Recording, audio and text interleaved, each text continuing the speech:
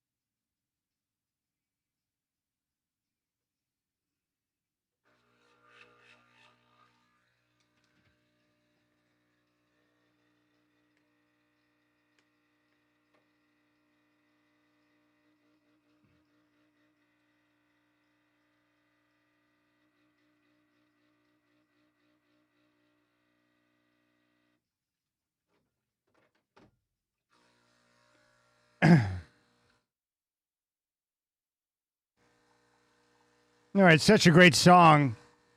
Tears for Fears is a great way to start out every show. What's going on, my friends? Chad Doing here. You got the Rip City Drive. Dave Bartoo of College Football Matrix is going to join the show coming up at 4:20. And I can't wait to talk to Dave. He is a good friend and one of the smartest people I know. And with the help of his friend, they have a brand new football site, which is going to be pure gold for all of you football fans. So he'll talk to us about the site. And I've got some football questions I want to hit him with, especially with Kyle Winningham now being at Michigan. But Dave Bartoo, always great to talk ball with Dave Bartoo. He'll join the show coming up at 4:20. I have also reached out to multiple other potential guests, but how it works during the summertime is sometimes you get the response, sometimes you don't get a response, and sometimes when you get the response, it's too late to get them slotted into the show. So we'll see what else comes up, but I know Dave Bartoo is going to be good to go at 4:20. Now, if you want to jump on board, telephone number 503-248-0620. That's how you can reach out to me, and whatever you want to talk about is fine by me. We're in this dead area of sport right now. In fact, I saw a tweet last night that I thought was perfect. The guy said, I could really go for a Jets-Browns Thursday night football game right now. And that's pretty much how I feel. As bad as the Jets and the Browns are, and as bad as some of those Thursday night football matchups can be, I would take some NFL action right now. I'm thirsty for football, both college and the NFL. And this is the time of year where I start to get excited. In fact, I remember the day, going back to the late 80s, early 90s, before the internet took over the world. My favorite thing to do was to hit the magazine stand, either at the grocery store or if I was downtown visiting my dad at his office, I would go to one of the Rich's cigar shops because they had an incredible magazine rack, and I would collect the football preview magazines. My favorite of all time is the Peterson's football preview magazine, and I used to love to get it because it was similar to, it's like the sports Bible. You would get it, it would go in depth on all the teams, including the team that you love, and you would see what they thought of your club getting ready for a brand new season. But with the internet, magazines have gone away, aside from Phil Steele and his Ultimate Football Bible, which is terrific. We don't really have the magazines like we used to. Maybe you'll see a couple of them at the airport, but I used to love that. Going to the magazine rack this time of year to get the preview mags. But football season's right around the corner, and frankly, I can't wait. The other thing I am going to do today, I read it at the end of the show yesterday, but I did receive a piece of mail here at the radio station. Of course, there's no return address, so it eliminates my ability to respond directly and have conversation with the individual, but his name is Gary, George. And George took the time to write me a letter, and so I want to address the letter. He has taken issue with some of the things that I've said about Tom Dundon, and so I'll go through the letter a little bit later in the show and get a chance to respond to his concern or criticism of my take on Tom Dundon. So we will get to that. And my thought is, if someone is willing to take the time to sit down and type out a letter and send it in the mail, there's a lot of work that's involved in that process. Did you ever used to send things in the mail to people? Were you ever pen pals with somebody? The only person in my life that I was really a pen pal with was my Nana, my grandmother. Her and I would exchange letters. She would always write hers by hand. I would type mine out and print them. And we exchanged letters all the way up until the day that she passed away. And I enjoyed receiving things in the mail from her. And she would always cut out, paper clippings or different articles from magazines. She was a big fan of Consumer Reports, so I got a lot of, pages from Consumer Reports sent to me over the year. And I remember when I was a kid, getting something in the mail was great, but I rarely use the mail now. I think the last time I used the mail, every year in July, my car tags are up. And so I get an email alerting me that it's time for me to renew my tags on my car. And all I do is pay for them and select which office I want them to come from, and they mail them to me. But outside of that, I don't really use the mail for anything unless I'm waiting on the city of Sherwood to send me one of those tickets in the mail, which I've not gotten, by the way. So I think the time I went through about 6 weeks ago when I saw the flash of the light and I thought, wait a second, I'm not speeding. But I never know in Sherwood because it's so dicey out there on Highway 99, but I've not received anything in the mail yet. And it's been about 6 weeks. So, Brendan, I know you're a resident of Sherwood. If I have not received anything by now, I should be in the clear, right? Oh yeah, you've made it through the Rubicon. Championship. Yep. I was proud because that night when you called me, I was like, oh boy, Chet's a little worried about this, and we had a good talk, and I'm like, I can't give you false hope, but I think you're gonna be okay, and I think he's gonna be okay, folks. Yeah, because you told me the last time you got it, the ticket was pretty steep, but I think what happened is it must have been someone going in or passing through the intersection going the other direction, and I was able to catch the flicker of that light. So that car must have been speeding. I knew I wasn't speeding, but that's when I called you that night because I'm like, dude, I know you've had this issue before. You live in Sherwood. What's the speed limit range there? And you gave it to me. I was like, I think I'm good here. No, it was awesome, and I'm happy for you, Chad. And, as someone who has to literally go through that every day, I'm hyper paranoid about it because, as I told you too, not a lot of luck if you go try to fight it in traffic court either. So it's tough catch-22 for sure. No question about it. So I'll respond to the letter, but the mail. If you're going to take time to send me a letter, I want to respond and be respectful to that because I appreciate that. And as I mentioned before, I expect disagreement in life. I enjoy conversation. I think one of the big downfalls of our civilization, our society here in the U.S. right now is that there's not enough conversation, especially when it comes to the political realm. People don't like to have conversation. In fact, I think a lot of people, if you're on this side of the political spectrum, a lot of times you don't want to talk to anyone else on the other side. I'm a big believer in the marketplace of ideas where we all have conversation, we all share our ideas, and then hopefully the result is the best ideas are utilized. That's really what it comes down to. And the last thing I would expect is someone to agree with everything I say. How boring would that be? Part of the enjoyment of having family members and people in your life is disagreement. How often do you sit down and argue with one of your buddies about something in sports? It happens to me all the time. You think, what? Justin Herbert is what? Bo Nix? The conversations. You think John Elway's a top 2 quarterback of all time? You're an idiot. Larry Bird's better than LeBron? Yeah, these are the debates we get into all the time, and I enjoy it. So I don't expect people to agree with everything I say. I just honestly, and my approach is the same every day on the show. I don't have an agenda. I'm not a journalist. I'm a talk show host. My job is to share my thoughts with you. And to be honest, I want to be transparent and honest. So I don't have an agenda. If I like something or don't like something, I will tell you. And when it comes to the Trailblazers' new owner, Tom Dundon, I have not been given any directive about what to say or what not to say. I'm just not willing to pass judgment on anybody who comes in, takes over the team, and has been on the job for like 2 or 3 months. There hasn't been enough data collected to know what we have yet. I do know what the Carolina Hurricanes have. They have a championship owner in Tom Dundon. And I'm hoping that Tom Dundon will, be able to create that magic right here in Rip City with the Carolina Hurricanes. And I'm also not frustrated with the rhetoric that surrounds the team and the city with the negotiations that are ongoing, because I understand how these negotiations go. There are things that are going to be said that are, a little vicious. The rhetoric can get a little bit nasty at times. But in the end, I think, both sides will be able to come to terms on an agreement that's going to work. And most importantly, you get the long-term lease signed and the team's going to remain here in town. And that's what it comes down to. But for me to sit here and pass judgment on Tom Dundon, I'm just not going to do it. There were a lot of people at times that didn't like Paul Allen or questioned Paul Allen. Some people thought he was going to move the Trailblazers to Seattle. But over time, Paul Allen proved to me what he was. He was a guy who cared deeply about the Trailblazers. He also was the guy that stepped up to make sure the Seattle Seahawks were not taken to L.A. by the Bearing family. And he wanted to win. And he did everything he could to make it happen.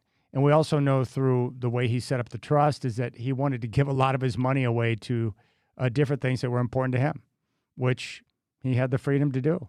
So over time, Paul Allen, even though he never won a championship with the Trailblazers, proved to me that, that's the type of owner you want to have. Someone that, one, has resources, that, two, wants to win really bad, and is willing to do whatever it takes to make it happen, to win, to pursue a championship. And if it doesn't happen, or you never get over that hurdle, if the person that's in charge making the decisions is willing to sacrifice and do whatever is necessary to make it happen, even if it doesn't take place, I still respect, that pursuit. And Paul Allen definitely pursued a championship. It almost got there. Almost. So with time, we'll find out more and more what Tom Dundon's going to be like as the Trailblazers owner. Now, he's had great success in Carolina with the Hurricanes. And I do and am a believer that through Dundon's time in business and as owner of the Hurricanes, I think there are a lot of qualities that he possesses, skill sets and creativity he possesses that will translate well to what he's doing here in Portland as he continues to get a handle on the team, on the game, as he learns on the fly. So I'm pretty excited about the future. And I know there are people concerned about, the team and the negotiations that are ongoing right now, but I think we're going to get there. I actually believe the deal has already been agreed upon and eventually will be signed on the dotted line, and then we can move forward. All right. Hope you're enjoying your Tuesday. Once again, another spectacular weather day here in the Northwest. Like the months during the wintertime when we're getting a lot of gray skies and constant rain, it's nauseating. And it starts to wear on you over time. It certainly has for me. But these are the months where it makes up for a lot of that nonsense with the rain. Blue skies, sunshine, perfect temperatures, excellent for golf, and a added bonus of having the longer days during the summertime. I love the long days. Major League All-Star Game is coming up tonight. The second half of that World Cup semifinal will be tomorrow with England and Argentina. That game's going to be right here on Rip City Radio 620. Pregame at 11:30. It will kick off at noon, and then we'll see who's going to advance to face Spain. 503-248-0620. You got the Rip City Drive on your home of the Blazers, Rip City Radio 620.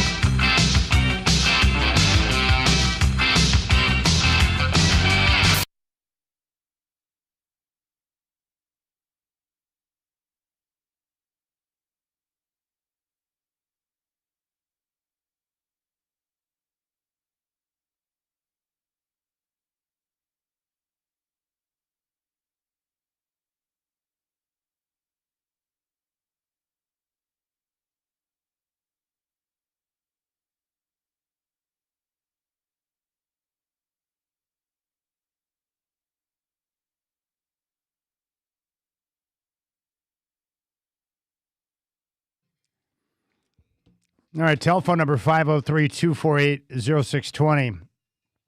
Blazers over the Timberwolves last night by 17.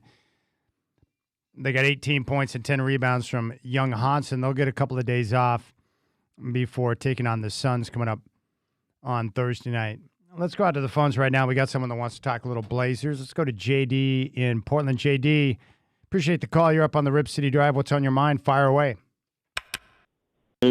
Hey, good afternoon, Chad, brother. Really appreciate it, man. And from one lifelong dyed-in-the-wall Blazer fan to another, man, just want to say we really appreciate you, and we're blessed to have you as our one of our great longtime local radio hosts here, man, and just appreciate how you support the Blazers, but also you keep it 100, keep it real all the time, man. So just quick, huge thank you on that, and shout out to you on that. Oh, thanks, buddy. I appreciate that, JD.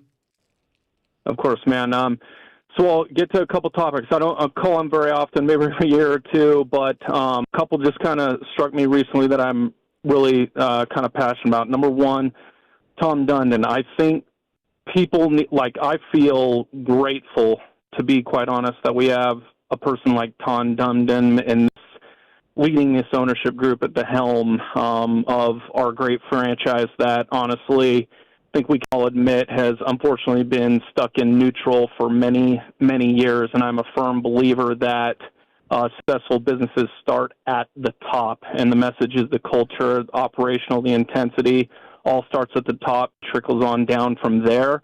And Tom Dundon, this is my highest compliment I can give anybody. He is an absolute dog in the business world, anyway, that I can tell.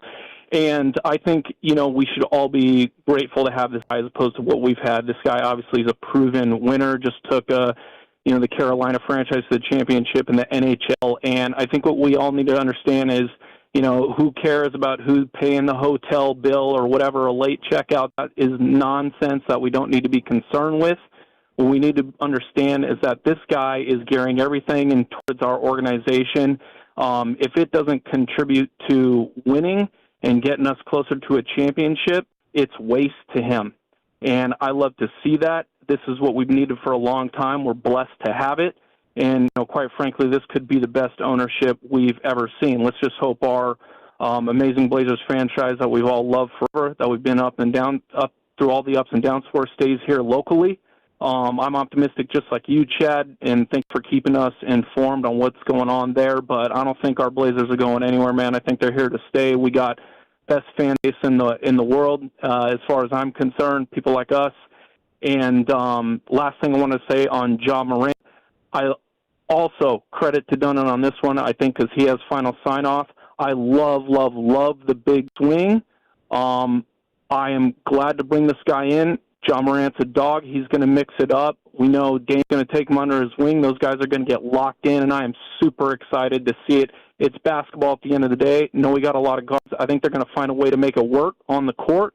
And kind of a critique here for the local media, Chad, not on you, but I saw an interview recently at Summer League and did not like the way local media was approaching Ja. They're trying to play Sigmund Freud with him. This guy's a professional athlete. He's an absolute dog. He's a young man. He made some mistakes. I think we need to get over it, start worrying more about how this guy's going to help us win, which is, I think, a lot. And it's going to be very excited to watch this team come this fall. I cannot wait. And we need more dogs like Ja Morant on this team, man. I can't wait. Chad, thanks for the extra time, brother. And can't wait to listen to you as we get closer to this Blazer season, man. Let's go. I appreciate it, JD. Good phone call, and thanks for the love. Yeah, Ja Morant is a dog. It's going to be a lot of fun to watch him attack the rim fearlessly. He's only 26 years old. The Blazers got great value in return when they unloaded Jeremy Grant's contract and Chris Murray for Ja Morant, two-time All-Star, 26 years of age with a very high ceiling because of his skill set, his talent. And he does have that nastiness to his game that's fun to watch.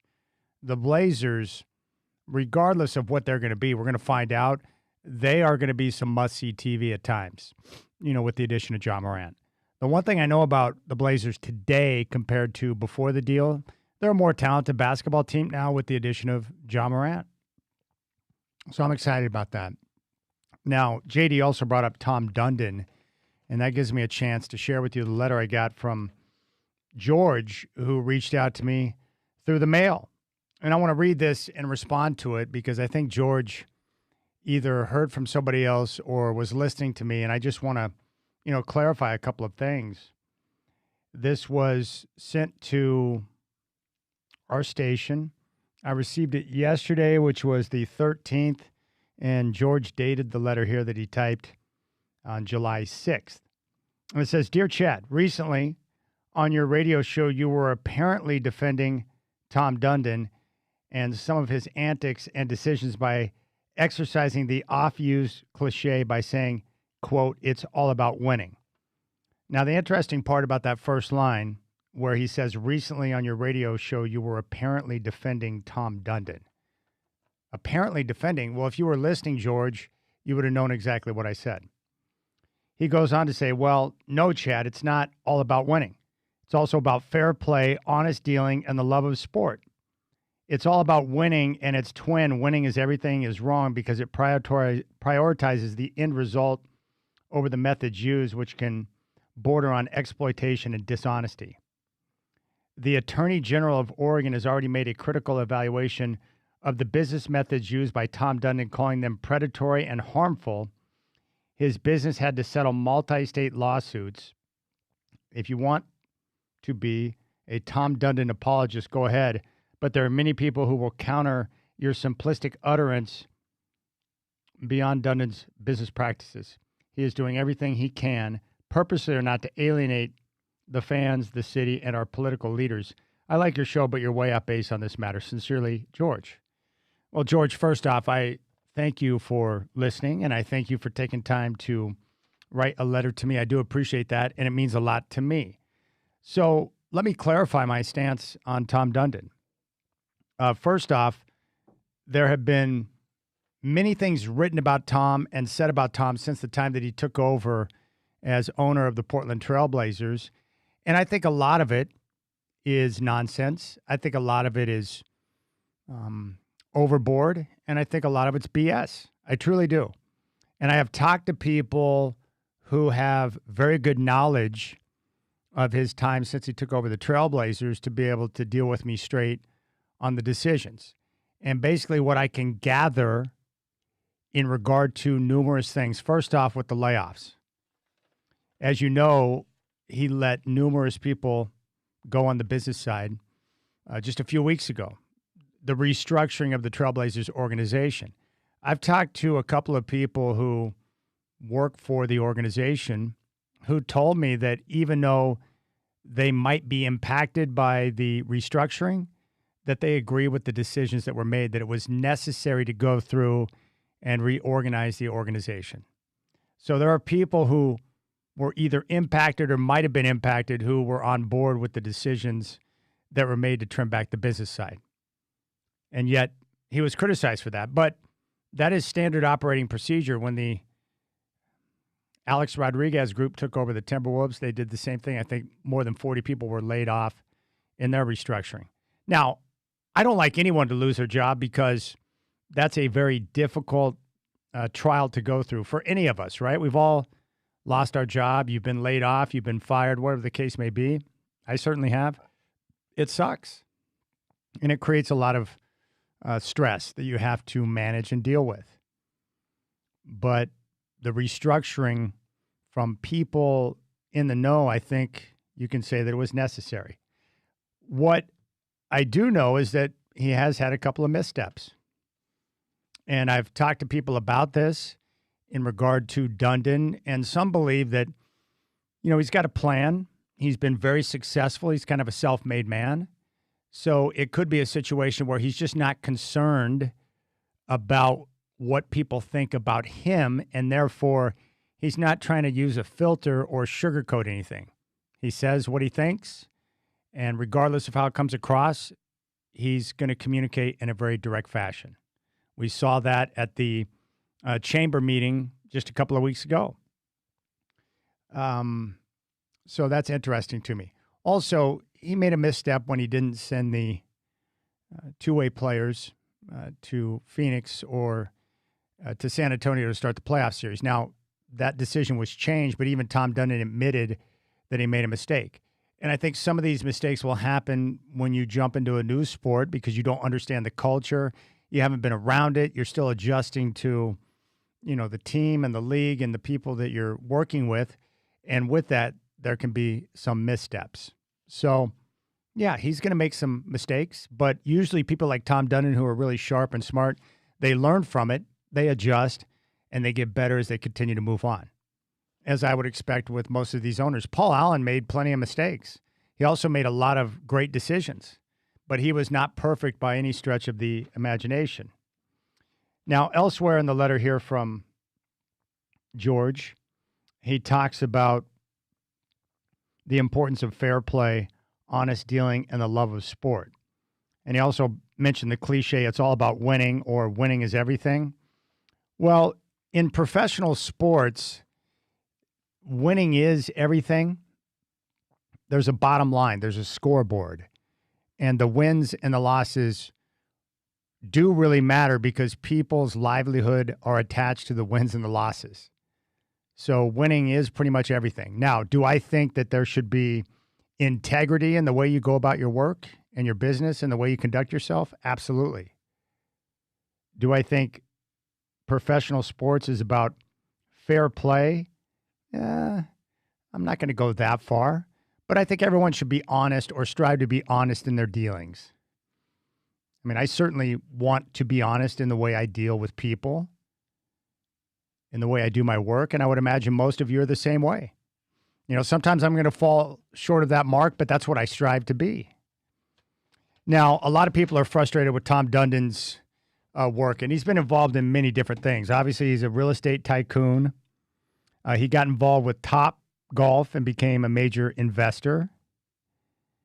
He originally started out, I think, with a hamburger chain that went bankrupt, and he found himself penniless trying to find his way early in his business life. But that's really what he did. After he made a bundle in the subprime auto lending with, I think the name of the company was Santander Consumer, that's where once he cashed out there and moved on, that's where he started to invest in a lot of different things.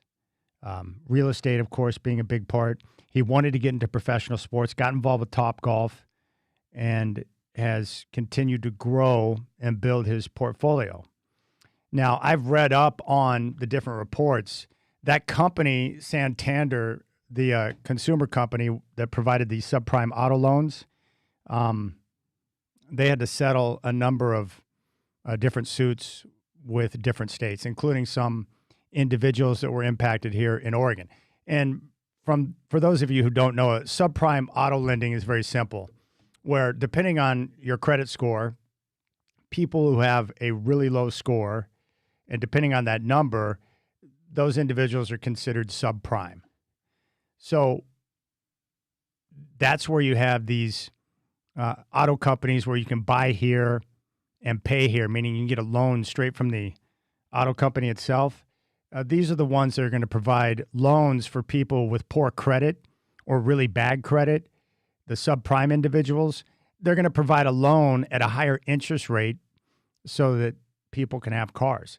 Obviously, having vehicles in our country is important depending on where you live. Some places, not so much. If you live right in the middle of downtown in the city, you can walk or use mass transit. But if you live outside of the city, then you're going to probably need a vehicle to be able to get to your job. That's really what it comes down to. Transportation. So having a car is very important. So these subprime auto loans were created for people with poor credit, meaning they're a much higher risk of delinquency.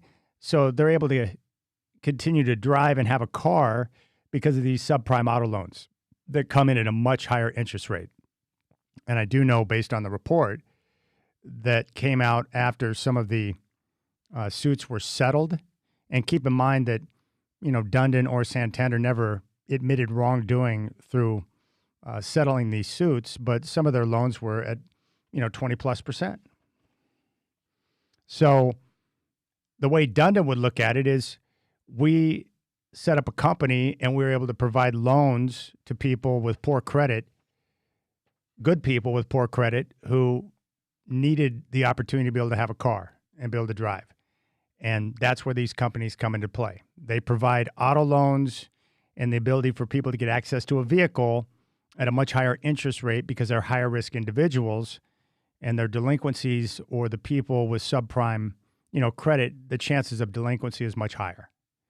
So, a lot of people would consider that type of business a little bit unsavory, but, that's not the only business that Tom Dundon has been involved in, and he's invested in a lot of different things. So that's it. But I'm not going to judge Tom Dundon just strictly off of his time at Santander. And keep in mind that there was no one with the company or Dundon himself ever admitted wrongdoing through the process. I'm not here to defend, subprime auto loans, but it is nice that people with very poor credit have access to a vehicle, even if it's at a higher interest rate, so they can continue to drive. But again, like I said with Tom Dundon, my concern is him now as the owner of the Portland Trail Blazers. We know that he's had great success in Carolina. He just won a Stanley Cup. And now I'm hoping that he can take his experience as he continues to learn the NBA game and be able to create a championship here in Portland. So do I think winning is everything? I don't look at that in the way I approach different aspects of my life. But when it comes to professional sports, winning is everything. People who don't win in pro sports get fired. They lose their job. Winning is critical. When you win, your business will thrive. People are going to show up. They're going to buy tickets. They're going to buy merchandise. They're going to be excited. Winning is critical in professional sports. The scoreboard is very important. Do I desire that my athletes and my coaches and my owners deal fairly and treat people the right way? Yes. I would hope that would be the case. But I know that sometimes people are going to fall short of that mark. So there you have it. So my thoughts on Tom Dundon. I think a lot of the stories that have been printed or what people have said about him, most of it is over the top and I think BS. He has made some mistakes that he has admitted to, and I'm not going to pass judgment on Tom Dundon until we have more time to evaluate his work as owner of the Trailblazers. What are they going to continue to do with the roster? Are they going to be able to reshape it into a championship squad, a team that's competing for a title? Is he going to be able to get this deal done with the city, the state, and the county officials to get the funding for the renovations to Moda Center? And again, I don't have an issue with Dundon looking for public funds. As I mentioned yesterday, only 7 arenas or stadiums in football, baseball, and basketball have been, funded privately. The city owns the building, and it's better for them to get this thing renovated now when they have a viable tenant in the Portland Trailblazers. And I do agree to a certain point with Dundon where he bought the team for $4.25 billion, so he does have skin in the game. There's no question about it. And the city owns the building. You got to get this deal done, and then once he signs the lease and the Blazers are locked in long term, then we'll see where things go from there.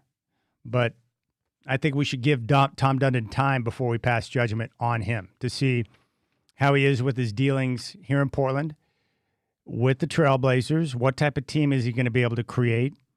And maybe his plan and his pathway that worked so well in Carolina with the Hurricanes is going to be successful here in Portland. All right, George, I hope that answers your question. I appreciate you reaching out and taking time to write me a letter. Telephone number 503-248-0620. You can reach out and jump on board if you'd like. And coming up at 5, we'll have our Hops Ticket Tuesday. You'll get a chance to win a 4-pack of tickets to be in the new ballpark out in Hillsboro and sit in the Rip City Radio Row. We'll do that coming up at 5 o'clock here on the Rip City Drive.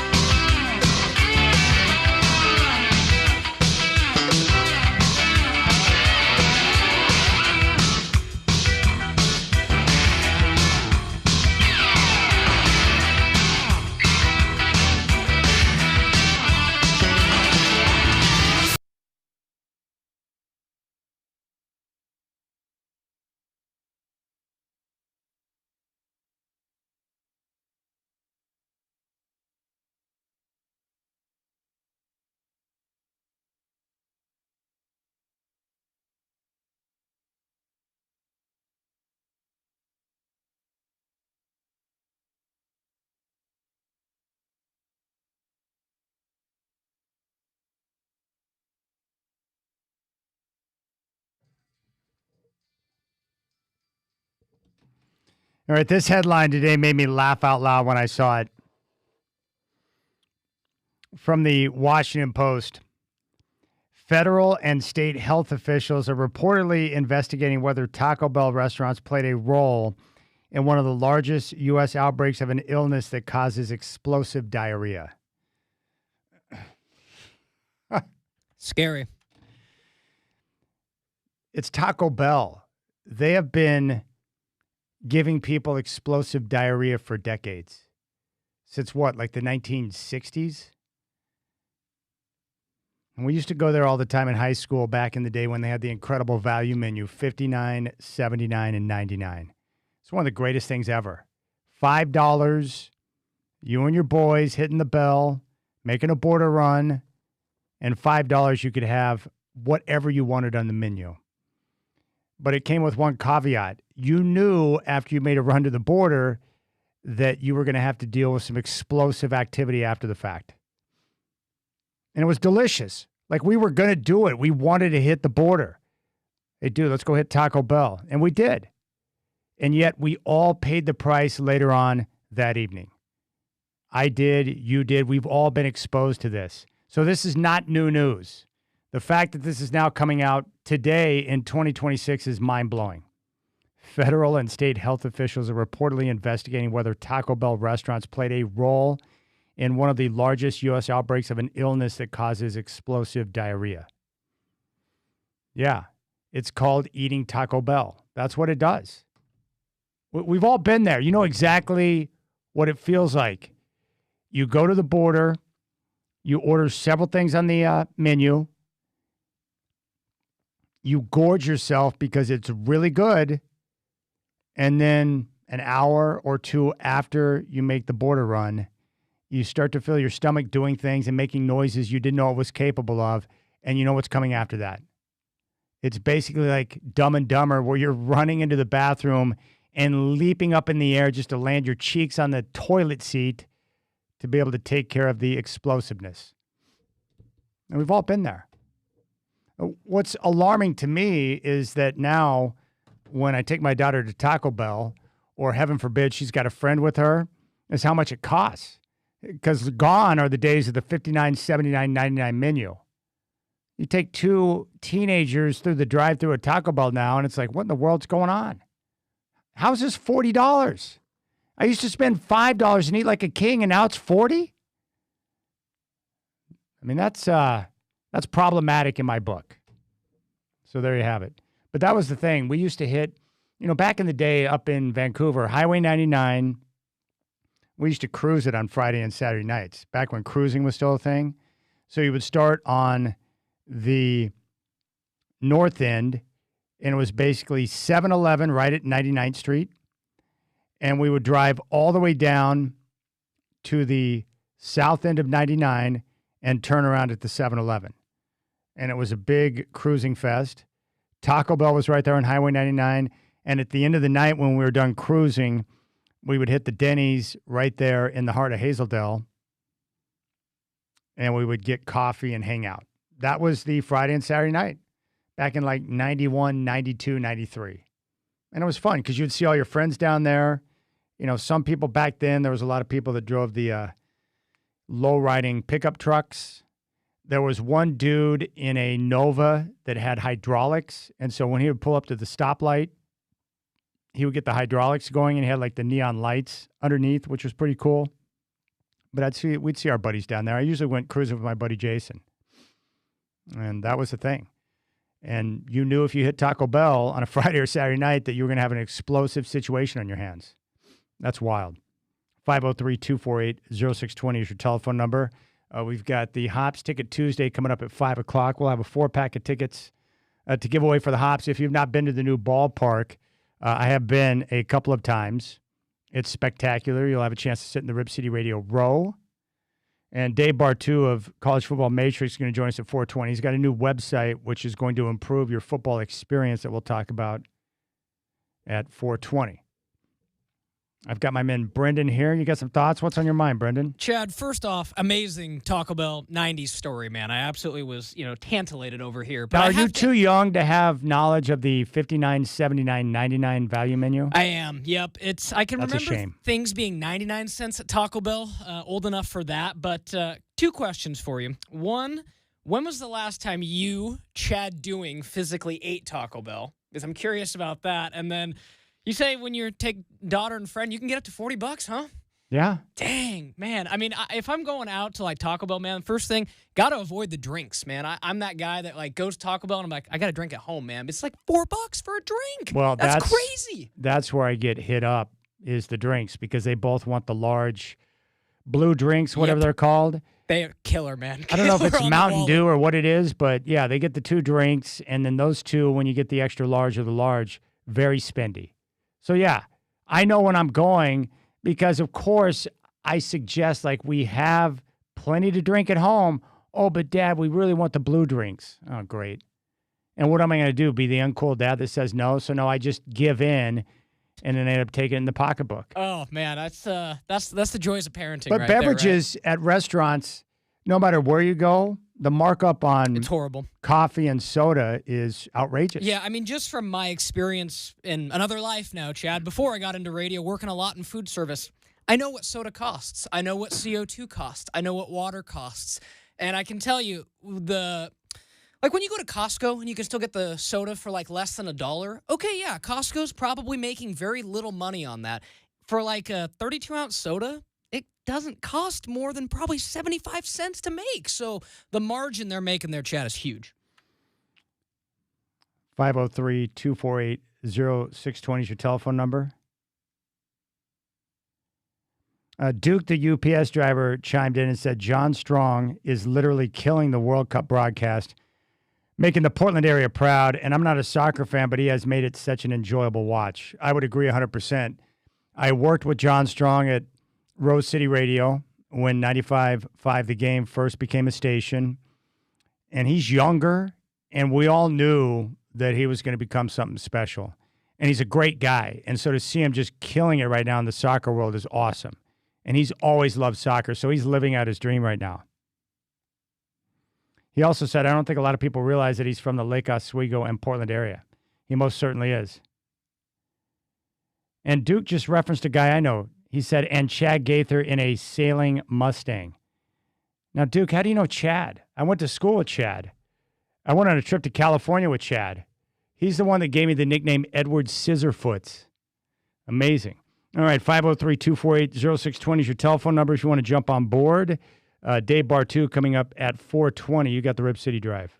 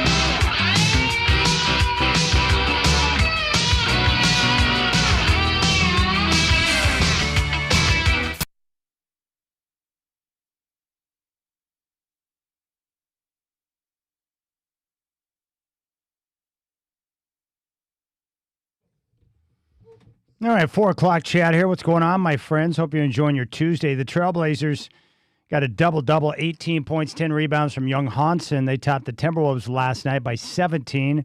That was their first win in Summer League down in Vegas. They'll get a couple of days off, and they meet Denver coming up on Thursday night. Major League All-Star Game tonight, first pitch at 5 on Fox. The NL has been set as a short favorite over the American League. In World Cup action, Spain has reached the final, 2-0 over France. England and Argentina will meet tomorrow at noon. Winner will face Spain.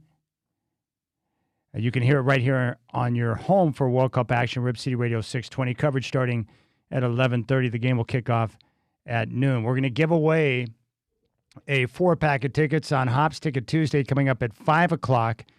And we'll talk football with Dave Bartoo of College Football Matrix coming up at 4:20.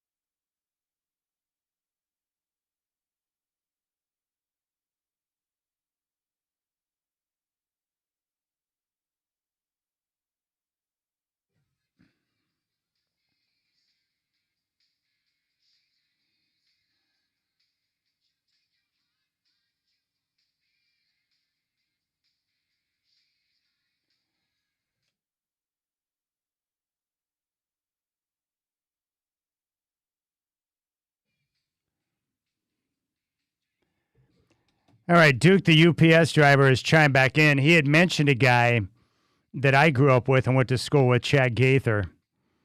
And obviously, we Chads have to stick together. But I was just curious how Duke knew him, and he said, well, before all these club teams they have now, a lot of these so-called athletes, we'd find each other and we'd work out together and go work on our game. I would say he's one of the best natural athletes I got to play with. Yeah, that's exactly how I would describe him, Duke. Like, maybe you can all relate to this, where you went to school with somebody that no matter what they were doing, baseball, football, basketball, golf, or whatever the case may be, it just seems like every sport that they would play, they were good at. That's this Chad Gaither guy. Like, I remember he was great at everything, and he was a really funny guy, so he used to make me laugh. Well, when I first was starting to play golf back in my freshman year into my 8th grade year, I started playing golf. My dad got me a starter set. I remember my brother driving me over somewhere in Tualatin. There was some golf shop out there. We went and got, or some sporting goods store. So I got a starter set. And the first place I played was Pinecrest, which is a little par 3 course up in Vancouver in Salmon Creek, not far from where I live. And I remember Chad Gaither showing up there once to play with us, and he had like a 9-iron and a putter, and he just dominated the course. And he wasn't like a golfer. It's just like, dude, where did you learn how to swing the club like that? It just came natural for him. When he would play pickup basketball, he was just naturally good at that. It was pretty annoying. But I remember a great summer vacation. My best friend from my school days, Jeff Daly, his dad, Mike Daly, who was a cool guy, big sports fan, he took us all on a vacation down to Southern California, where his family was from. So we were down there for like a couple of weeks, and I remember we left on July 5th, so we were out on July 4th celebrating down at the Fort Vancouver. The next morning, we took off to California, and we went to like Disneyland, that restaurant where they have the people in armor. I can't remember the name of that place, but we went there. We went to the beach and did some body surfing.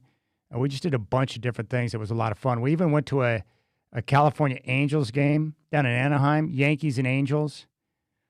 I remember seeing Mel Hall in person, so I enjoyed that experience. But it was a great time. But, yeah, Chad was on that trip, so we got to hang out and do different things. But he was a great natural athlete. It was just like, dang, man, you're good at that too? Is there anything you're not good at? Please tell me right now. 503-248-0620. Okay, here is a report from John Canzano on his website. in regard to Tom Dundon and the negotiations going on with the city. And I just want to read a portion of this so you can get a different perspective. But Canzano writes, a source in the middle of the action at City Hall tells me Tom Dundon's ownership group isn't acting like it wants the Trailblazers to stay in Portland.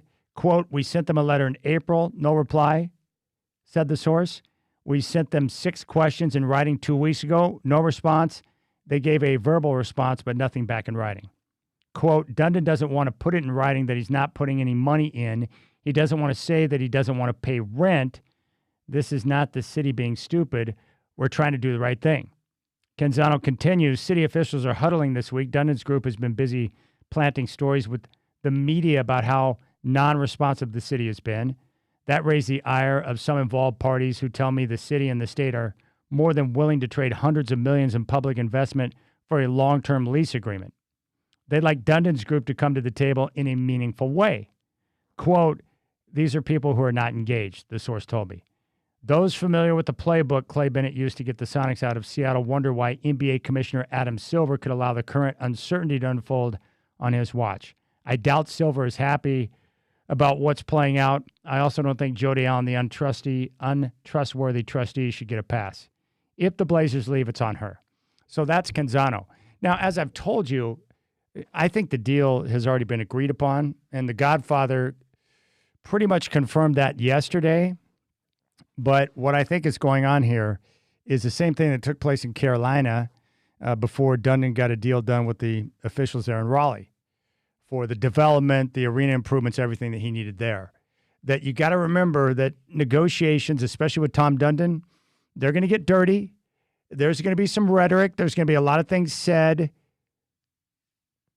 in the media, through different sources, the whole shebang, until they get the deal done. So I wouldn't panic over a report or the rhetoric because I think it's going to get nasty at times as both sides continue to negotiate for what they think is best.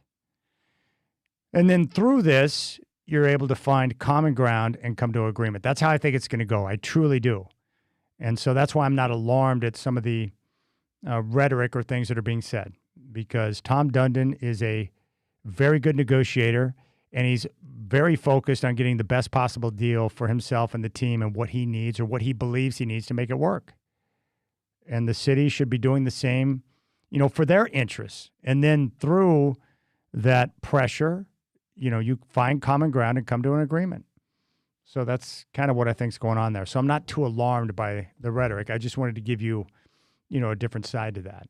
But I do believe that the deal has pretty much been agreed to, and I think we're going to get an announcement on that in the near future. I also think that the process playing out through the city council is slow, painstakingly slow, but a part of that is based on the reorganization of the council with more bodies. So you've got more people trying to, play the game and communicate with their constituents. People in the council are worried about their political capital, so they're going to work through their process. And typically when it comes to, bureaucracy, they're not known for, speedy work, right? It just takes time. So I think we're going to get there, and I think they're going to find common ground, and then we'll get that lease extension signed, and the Blazers are going to be here for the long term. And 20 years from now, so let's say it's a 20-year lease and not a 30-year lease, what are the odds that Tom Dundon owns the team 20 years from now? Who knows? But you get a 20-year lease signed. That should pretty much, protect the Blazers being here in Portland for the long term, which is good. 503-248-0620 is your telephone number. 503-248-0620. I'm getting more interaction from Duke, the UPS driver. We were talking about Chad Gaither, this great at everything he plays type of a guy. And he said, and when Dan would show, he said, I believe it was called Green Mountain Athletic Club. No, Green Meadows. Green Meadows Athletic Club. That's where they worked out. Green Meadows is, still there. They got a golf course. They've got a full athletic club. That's where we went to play pickup basketball after school. And I did not have a membership there, but I had a couple of friends that did, so they would get us in, and then we would just play pickup games. And the two best players on the court typically were Richie Sexton and Dan Dickow. And Dan Dickow, like, you know how it is when you play against certain guys, like you notice their skill level, their ability. Dan Dickow was awesome, and he was just murdering fools on the court there at Green Meadows. Now, Richie Sexton, also another one of those guys. Football, great. Basketball, great. And phenomenal at baseball. But those two guys were dominant. But the pickup games, the intensity level, and what I loved about those pickup games at Green Meadows, you were playing for pride. People cared. So we would pick teams. We'd go out there and ball out. And you were playing for bragging rights, your pride. Like, it wasn't just a normal, hey, let's play for fun. It was about, I'm trying to kick your ass. And I love that competition. And there were some guys who were really good, but those games were fun, intense. And Green Meadows was awesome. Like, that was my favorite place to shoot hoop back in the day when I was younger, aside from my driveway. My dad built a basketball hoop for me. He paid like 50 cents at a garage sale for the rim, which was great. And then he constructed, my dad's really good at building things. He constructed a backboard for me and then mounted it to the house. I played hoop on that thing nonstop, constantly. And when the sun would go down and it was dark outside, I would string one of the garage lights out, put it up on a short 3-foot ladder, and point it at the basketball hoop, and I would continue to shoot. And I did that day after day after day. I loved shooting hoops in the driveway. But Green Meadows was awesome because they had multiple courts. So you could have multiple games going on at the same time. And there were, people around, and there were a lot of guys there, not just from Prairie, but from different schools that would come over. And there were good athletes everywhere, at Battleground, at Prairie. If some of the guys came in from Mountain View, there were good players around. And I love that type of competition. I thought I was decent at basketball until I showed up and started playing with some of those fools. And they were just killing me. And guys were, playing hard too. It was cool. Those were the good old days. Duke also says, I'm not trying to toot my own horn or anything, but me and Chad were neck and neck in every sport except basketball. I hated playing defense, but I could shoot. And when I was definitely better at golf than him. Yeah, no doubt. Like, the problem with me, I have like the young Hansen issue. I could shoot the basketball, but my foot speed was questionable. I did not have great lateral movement, so I was a liability on defense. And the guys that played with me enough knew that, and they would take advantage of that opportunity. Now, I could stroke it a little bit. I could knock down some shots. But, yeah, defensively, I was a liability. I was basically like Dame and Jaw in the backcourt together. A lot of straight line drives coming by Chad doing back in the day. I'm just saying. Hate to admit it, but it was true. And I think that's, what can you do? I tried. I gave a good effort. I just sucked at it. That's all. And there's nothing I wanted more. Like, that crushed my soul as a youngster because there's nothing I wanted more than be a basketball player. But the problem is you're not any good. Oh, my gosh. I tried to make the team at Prairie. Freshman year, sophomore year, junior year. After that junior tryout, I got the message. Oh, it pissed me off. I did. I remember my dad picking me up after the final tryout. And this is when I was like 16 years old, so I'm a junior in high school. He picked me up, and I just, once I got in to the vehicle where no one was around, I broke down. Because I knew, that was the point when I knew that my basketball future was, well, it had come to an end. Oh, I wanted it so bad. All right, 503-248-0620 is your telephone number. You can jump on board.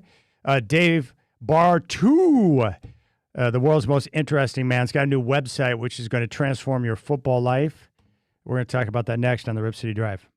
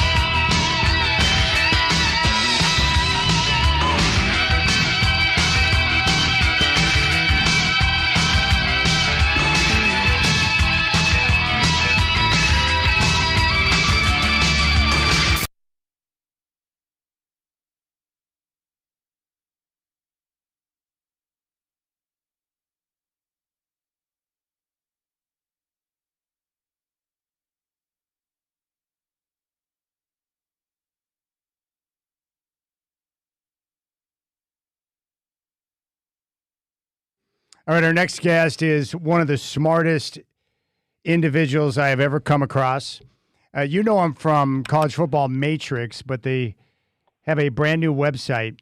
Just go to matrixedgeai.com. That is the website, and I'm talking now to the great Dave Bartoo, who is with us back on the show. Dave, good afternoon. Thanks for coming on the show. I can't wait to talk about this brand new site that you put together.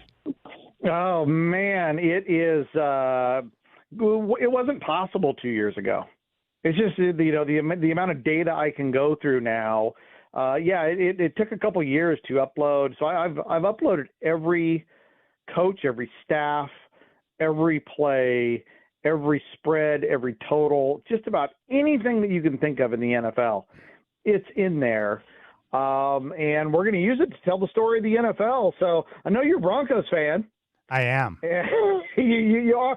And I was just actually forecasting dark horse teams for the Super Bowl because, there's certain things that Super Bowl teams have from the previous year. And a lot of it has to do with continuity. Coaching continuity is a big thing. We'll get to all these things at some point over the season. But your Broncos are in an excellent spot right now. The odds are still about 68% that nothing changes for them, and they exactly were who they were last year. But they have really they got a really good profile for making a step forward relative to everybody else next year. That's great news. I do know you mentioned continuity. They brought the majority of their free agents back, so the team comes back intact. But I do know all 5 starters on the offensive line are back, and, of course, Bo Nix. But I want to ask you about Sean Payton. There was recently a huge spread on him out of ESPN, and I've been fascinated by him since he took over the team. But what does your data tell you about Sean Payton as a coach? How good is he? What does he bring to the table? What do you know about him as a coach? Well, the depends on how you want to look at his overall numbers, right? Because you have Sean Payton, the play caller, right? And then you have Sean Payton, the head coach. Now, one of the things that I looked at with Payton is there's really three critical numbers that contribute to wins and losses in the NFL. It's momentum control, it's scoring efficiency, which is points per play given up on offense and defense, and EPA, expected points added, which is another scoring efficiency number. Those are the big 3 in the NFL. And your very best teams, like Seattle last year, number 1 composite in those 3 areas. Okay. 2 years ago, Kansas City, even though and Philadelphia, they played in the Super Bowl. Philadelphia, top 3 in all those things. You got to be really good at it. So when you look at Sean Payton at New Orleans, in those 3 areas, and then you do a composite on everything he did in New Orleans, average year, and you do the exact same thing at Denver. If you and I were sitting here looking on the paper, it is almost the exact same guy. The same arc building the Saints is the exact same arc that he is building the Broncos with. And as we know, he did win a Super Bowl.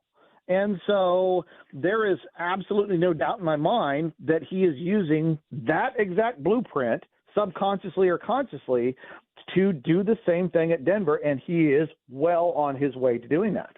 Yeah, that's pretty exciting. How will that change now that he has turned the play calling over to Davis Webb? Has he? For sure. It sounds like it. Sure. It sure sounds like it based on what I've been able to uncover out of Denver. But my guess would be is that he'll still have the ultimate veto power in certain situations. Yeah, right. Like he's on the headset and he agrees or disagrees and basically calls the whole thing anyway. Yeah. Okay, so here's what's really cool, dude. Okay, here's a couple cool things. Is about week 6. I want you to put a pin in this. Week 6, remind me to break down Sean Payton. Dave, break down Sean Payton's behavior. In fact, what I'll do is I will literally go to the AI website and I will ask it, break down Sean Payton's play calling behavior on first, second, and third down at home and on the road versus what Davis Webb has done at home and on the road. And what we're going to look for is how parallel is it? Is it the same? Is it the exact same thing that Payton's doing, or is it a different offensive play calling behavior entirely? So Well, I hate to see him give it up because Sean Payton as a play caller is ranked top 15 since 2000. Okay, this is one of the best offensive play outside of being a head coach, one of the best offensive play callers, and he is the best third quarter play caller in the NFL since 2000. So he adjusts like pretty much nobody else in the third quarter. So I don't like seeing him hand it over. If he actually does hand it over numerically, when you have a new offensive coordinator that has never called plays before, your offense that year versus the previous year with the returning quarterback, which you got a healthy Bo Nix back, you have a 13% drop in efficiency. This is not the time, in my opinion, to be playing games with Davis Webb when you have a team that is borderline top end of the AFC. That's a very good point. We're talking with Dave Bartoo. All right, MatrixEdgeAI.com. It's your news site. Tell us about the site and what it's going to do for football fans. It's sports analytics, okay? And so, like I said, is we're feeding all the data in there, and ultimately it's going to have a bunch of different uses. You know, I've already been able to – it's already been able to predict win totals and push those out. Coach effect, it's ranking offense and defensive coordinators, fantasy, prop betting. It's literally breaking down players' expectations by the defensive coordinators they're facing.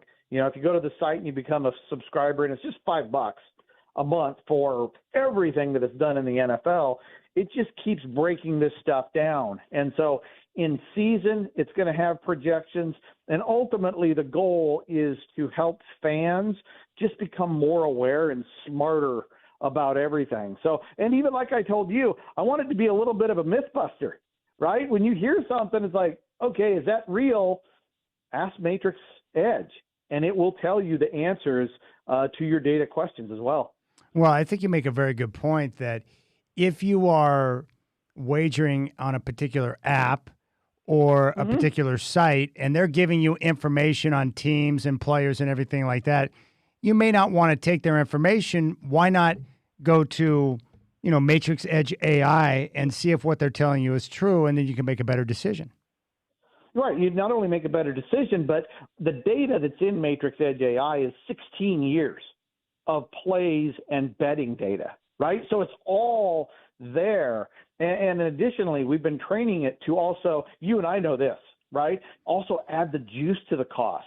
Because a lot of fans don't realize the difference between minus 110, minus 115, minus 120, minus 150. It starts eroding your ability to be profitable.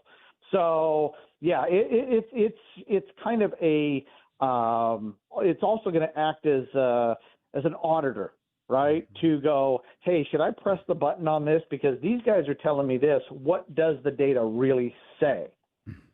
That's just great. I'm looking at the NFL odds right now. You guys have them posted already for week 1, and I'm looking at the different matchups. And here you've got the current spread, the total, and the money line. And you can click on Ask Matrix AI, and it immediately brings up a specific box. And right now I'm looking at the Patriots and the Seahawks. And you guys will have a Matrix AI hot take, which will give you a specific breakdown in the game. But you've got all the win rate, all the different information right there in one little box with every single game that you may want to take a look at. Yeah, so every week when the new lines come out, right? So week 1 lines are out, but week 2, some of them are out early because those things are just projected off of what happened last year as well. But once you get into the season, the lines are going to drop usually on Sunday night. And then you have opening lines. And what the system is designed to do for everybody is grab those opening lines the instant they come out and analyze them based on the last 15 years of lines that open up at the same time. So if you have a week 2 line that opens up home team minus 2.5, it is going to tell you how often that 2.5 home team and road team covers, as well as the totals and the money line. And then once it moves, it will re-update you and give you new odds based on what's happened in the past 16 years. That's terrific. So not just analyzing games and the matchups so you can make wiser choices when it comes to your wagering, but also if you're into player props and you want to know how a particular player, running back, receiver, tight end, is going to perform in a game or for the season with their season totals, you're able to plug that into Matrix AI and get data right there. Exactly. And one of the things that we're doing to try to help people is I've gone through and I have a grade and an analysis on every offense and defensive coordinator in the NFL.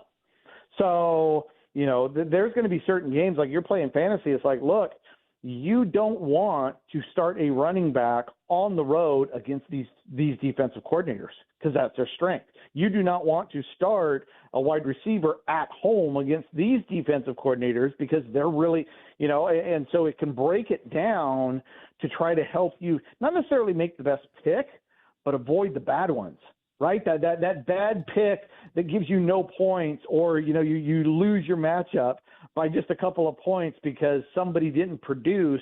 The goal in there with the offense and defensive coordinator matchups for fantasy and props is to just avoid those bad matchups.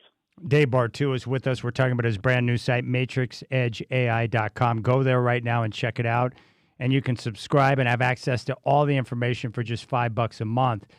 Let's do an example right now. I'm going to give you a player, and you give me what their expected output is for the season. How about Chargers quarterback Justin Herbert? Whoa. Okay. So, and we got a new offensive coordinator too with Herbert right now. So when you go into, actually, we should have just gone right in the site and pulled it right back up, huh? With Herbert, I don't know. Do you have what the line is right now on what Herbert's what the current total is? Because I'll look it up here on the site and be able to tell exactly what we have projected for Herbert on that. But I'm not sure if his line has moved at all relative to what it opened up at. Let's see here. I'm trying to see if I can find the exact number. Yeah. See, I have it as 35.99 was the over under for him. Okay. Okay. So for we got yards. 3,600 for yards. Okay, just for yards. Touchdowns. DraftKings is at 24.5. All right. Now, if you go into the website, you can actually pull Herbert's profile up. We project him, if he's healthy and plays all 17 games, we have him at 37.21. And in his chart, it breaks down every single week of where we expect yards and touchdowns. So if you're looking at, I'm looking at it right now, is at Buffalo week 3. This is one to avoid. At Seattle week 4. These are two good pass defenses at home. So those are going to be down weeks for him. Herbert, his big weeks at Baltimore, okay? Tampa Bay. These are also good weeks for him when we're talking road games. So his total, the Matrix Edge leans over by 200 or 122 yards for the season, and we have him. Matrix Edge has his total touchdowns at 23. The DraftKings total right now is 24.5. So I think one of the things you're looking at is, do you believe the Chargers are going to be in contention for the playoffs, or are they going to have a playoff spot locked up, or are they going to have a lottery spot locked up? Because you and I both know, come those last 2-3 weeks, that's when the bet risk really starts popping up in terms of yards and touchdowns. Is the guy playing or is he sitting? So, but with Herbert, we lean over on yards, and the Matrix Edge leans under on touchdowns. That is terrific. And then game by game, as you work throughout the season, Matrix AI will be able to have projections game by game for each offensive player's output, right? So you could utilize that for fantasy and or for prop bets. Exactly. So right now, if you go to Matrix Edge AI and subscribe, every single team has a projection for their quarterback, their number 1 running back, their number 1 tight end, their number 1 and number 2 wide receiver. All 32 teams, every single player is projected for yards and touchdowns. So whether you want a prop bet or whether you want to organize it for fantasy draft, all of that information is in there. One of the things I asked Matrix Edge to work on is looking at a 5-year injury history on all of those players. Wow. And rank them by injury history. So when you're going to look at the draft, it's like, okay, this guy has played, this guy started 17 games 3 years in a row. You want that durability. You don't want the guy that started 17 last year, but 4 the year before and 9 the year before that. So it's just another way to add a layer to help everybody get a little bit smarter when they're placing their bets too. How much has AI helped you with all of your information? Because you came up with your own formulas, your own system, but how much has AI helped you in terms of being able to put this information together? Just immensely. I mean, I was working on a college football project for, I'll give you an example. Is with Indiana last year, one of the things that they're always looking for is they want to know at what point does an opponent stop running the ball on third down, right? Is it 3rd and 3, 3rd and 4, 3rd and 5? What's the cliff? What's the stop point? When do we know we got to play nickel or dime? And these sort of things used to take hours and hours of time. And now I can parse an entire game by behavior. I can parse an entire season for anybody by behavior in less than 45 seconds. So you're able to, like if you and I had it, if we were talking right now, right? So I'll give you a great example to this. It was just the other day. I was talking to Ellis Johnson, and he's a former national championship defensive coordinator at Auburn, and he'd been all through college football. And he was laughing. He's like, okay. He wanted to test me. He goes, okay, tell me what Alex Golesh was last year. And it was less than a minute because half the time I had to pull up the information. And boom, I hit the button. I'm like, he passed every time on 3rd and 3 or more in the second half in a one-score game. Every single time. That's amazing. Right? And he's like, he said, that would have taken me all week just to figure that out for one game. And I told him, I said, yeah, and I can do that for 136 teams or 32 NFL teams. Matrix Edge can do that in just a blink of an eye almost. Hey, Dave, I need to take a break. Can we call you back, and will you finish out the hour with me if you have time? I don't want to manipulate your time, but I have more questions for you. Oh, yeah, I was just pulling up Clint Kubiak to profile him of what he did with the Seattle last year. But anyways, whatever you got, I'll be here when we come back. All right, good. So we'll come back. We got more with Dave Bartoo. Go check out the website right now, matrixedgeai.com. You got to check it out right now. You can subscribe for $5 a month, and you'll have access to all of the information which can help you in fantasy, with your prop bets, with your game bets, everything you can possibly imagine. matrixedgeai.com. Dave Bartoo, more with him when we come back on the Rip City Drive.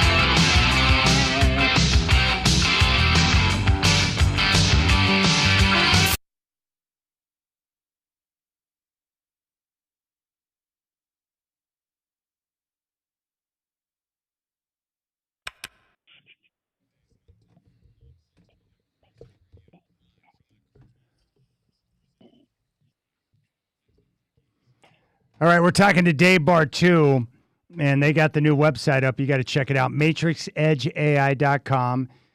And Dave, I wanted to ask you, you mentioned Indiana. They had that incredible run, one of the best seasons of all time last year, winning the national championship. What did you learn about Curt Cignetti through that incredible run last year, being able to win the championship with a roster that most thought was not possible? It's still surreal, Chad. I mean, it is unquestionably, unarguably, undeniably the greatest single season run in college football history. I agree. I mean, there's just nothing like it. There's nothing even close to this. You know, even coming into the season, the overall talent ranking I had for Indiana was 27, right? And which is solid. You know, I mean, that was what the Ducks used to be with Bellotti.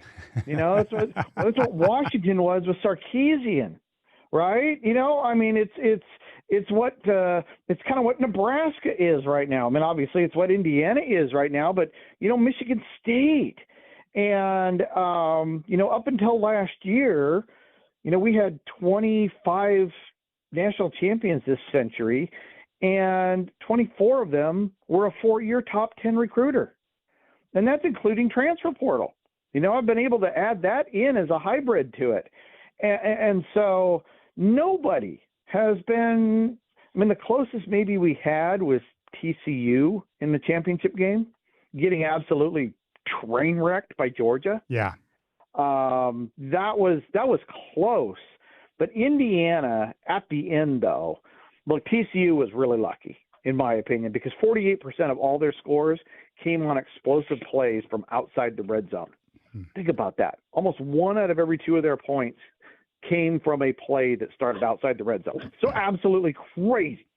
But with Indiana, you had the number 2 scoring efficiency offense in the country before the playoffs started, and the number 3 overall defense. And their combined scoring efficiency was number 1 before the playoffs started, and it was number 1 at the end. And they had the strongest strength of schedule. I mean, just absolute incredible. I don't think I'll ever see it again magic. I wanted to ask you about another coach, Mike Macdonald, who has won a championship with the Seahawks. What have you learned about Mike Macdonald and what he is as a coach? Well, you know something. Here's the thing: is coming into when they hired him, he was coming off, adjusted for strength of schedule, one of the top 3 defensive efforts of the last 15 years. So you look at his numbers and what he did progression-wise, then you look at that first year with Seattle and the progression on defense. Mike, before this year started, was a top 3 defensive coordinator in the league, top 10 in the last 15 years. He is really, really good, and I think he was under the radar. I don't think people realized how good his numbers were. And then I don't think they realized how good the hire was with Kubiak, because when you look at Kubiak before he got to Seattle, there was a lot of numbers, even though we had a real small sample size, a lot of numbers said this guy had a really high ceiling. So coming into last year when I was first developing Matrix Edge AI, it said that Seattle was top 2, borderline top 2, top 3 offensive defensive coordinator combos in the NFL before the season started. This was a great staff before it happened. Now, obviously, they lost Kubiak to Las Vegas, but it tells me that either Mike was really solid about staffing and development or got really lucky. But the one thing for sure with Mike is defensively, this guy should be called a defensive genius because he's done it at 2 different places. He did it at Baltimore, and now he's done it at Seattle. That is portable. That is not common. It's ultra elite. It's ultra rare. And to have Mike Macdonald as a head coach and as a defensive play caller overseeing that side of it, I just don't see Seattle ever slipping very far as long as his focus is there in Seattle. All right, you mentioned Clint Kubiak. He's going to be the head man with the Raiders. He'll get a chance to coach Fernando Mendoza. What do you think about Coach Kubiak? So offensive coordinator-wise, like I just said, young, not a big sample size, excellent work. The two places he has been, the offense went up both years significantly and quickly. And let me sidebar that just as a comparison, okay? Because everybody thinks Raheem Morris is good, right? Yes. I mean, most people do. He has been a defensive coordinator for 7 years, and every single year the defense was worse the next year under him. Every single one. He regressed his defense, whether he took it over or his previous year defense. He has never improved the defense. I think if Dallas had hired him, he'd made Dallas 33rd next year. He pulls defenses down. Whereas Kubiak, he's pulled it up 2 straight stops. Now, obviously with the Raiders, you got a long ways to go, but you got the number 1 pick, and I know a lot of people are going, let him get ready, get used to it. No. He already did that. That's why he took all those snaps in college football. Play him right now. I expect Mendoza, by the numbers, as the number 1 pick, he will be starting for the Raiders by October 1st, and he will finish out the season. Wow. Dave Bartoo is with us. You got to check out the new website, matrixedgeai.com. All right, Dave, before you go, final word about the website for people and why they need to go check it out. Well, something is it's great to be right here in everybody's backyard. This was born, developed, and created right here in Portland. And part of the $5 subscription is as we add on to this in the future and keep making it bigger, that subscription for our founders is never going up. You get into it now before the price increases as we add more data, because this is designed to get bigger and just go beyond the NFL as well. So get on now, get it at the founder rate, and start seeing the NFL through a lens that has never been seen before. All right, matrixedgeai.com is the website, and right now you can get in on that founder's rate at just $5 a month. It gives you access to all the information on the entire site, matrixedgeai.com. Dave Bartoo is with us. Dave, I appreciate the time, buddy, and thank you for pumping me up about Sean Payton, man. I had so much fun watching the Broncos last year, and I can't wait to see him this year. Oh, man, I hope he doesn't give it up as a play caller, but as a head coach, 100% respect what he has done, because he's done it in 2 places, and I think the Broncos have as good a shot as anybody to win a lot of football games as long as he's there. That's what I'm talking about. All right, Dave Bartoo. Dave, we'll catch up soon, buddy. Take it easy, brother. Appreciate you. You got you. There you go, Dave Bartoo, one of the smartest people I've ever come across and one of the world's most interesting men. All right, 503-248-0620 is your telephone number. We'll keep things rolling. We got Hops Ticket Tuesday coming up next. Your chance to sit in the Rip City area row at the brand new Hops Ballpark right in Hillsborough. Coming up next on the Rip City Drive.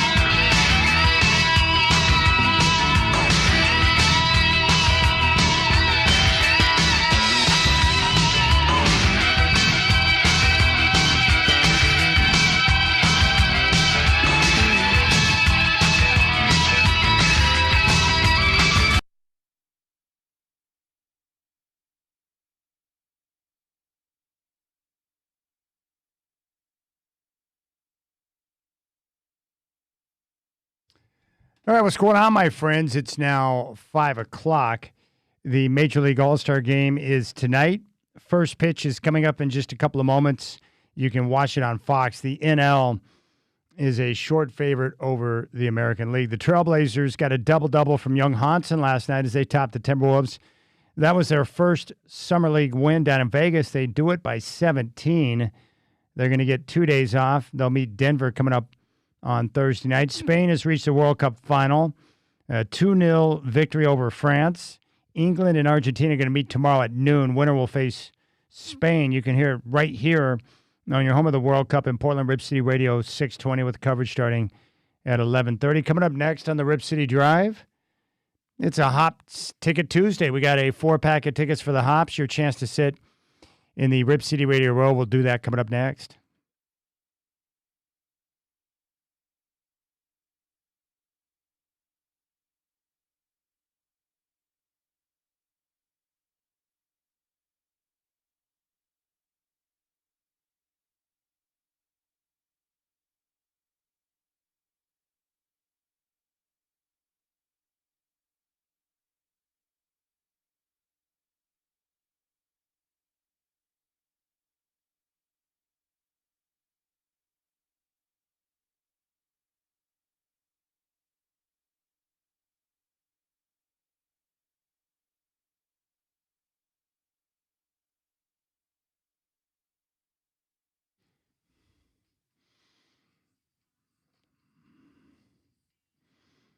All right, I've got the All-Star Game on here in studio, so I'm watching it.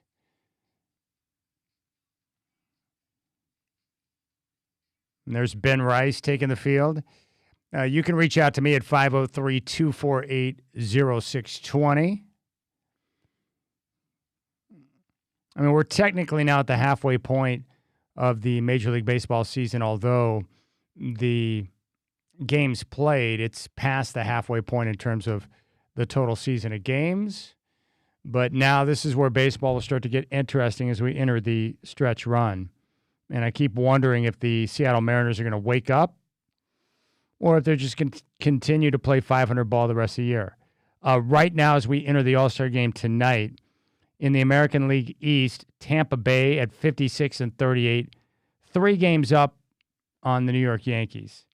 The next closest team is Boston, who's 10 games back. So the AL East would appear to be a 2-team race between the Rays and the Yankees. In the AL Central, multiple teams, Chicago and Cleveland, both just above 500. They have 5 games over. The White Sox at 50-45, Cleveland at 51-46. They're tied atop the division. Minnesota 3 games back.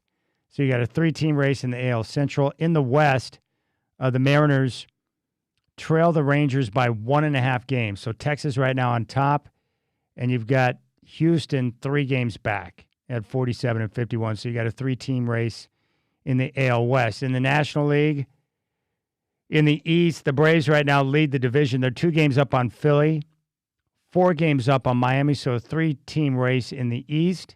In the NL Central, Milwaukee, a 5-game lead on the Chicago Cubs, 8.5 on top of the St. Louis Cardinals, 9.5 in front of the Pittsburgh Pirates. So really, right now, just a 2-team race in the Central. And in the West, it's a 1-team race. The LA Dodgers, 11.5 games up on the Arizona Diamondbacks. And the Dodgers right now at 61-36. They are the defending champs.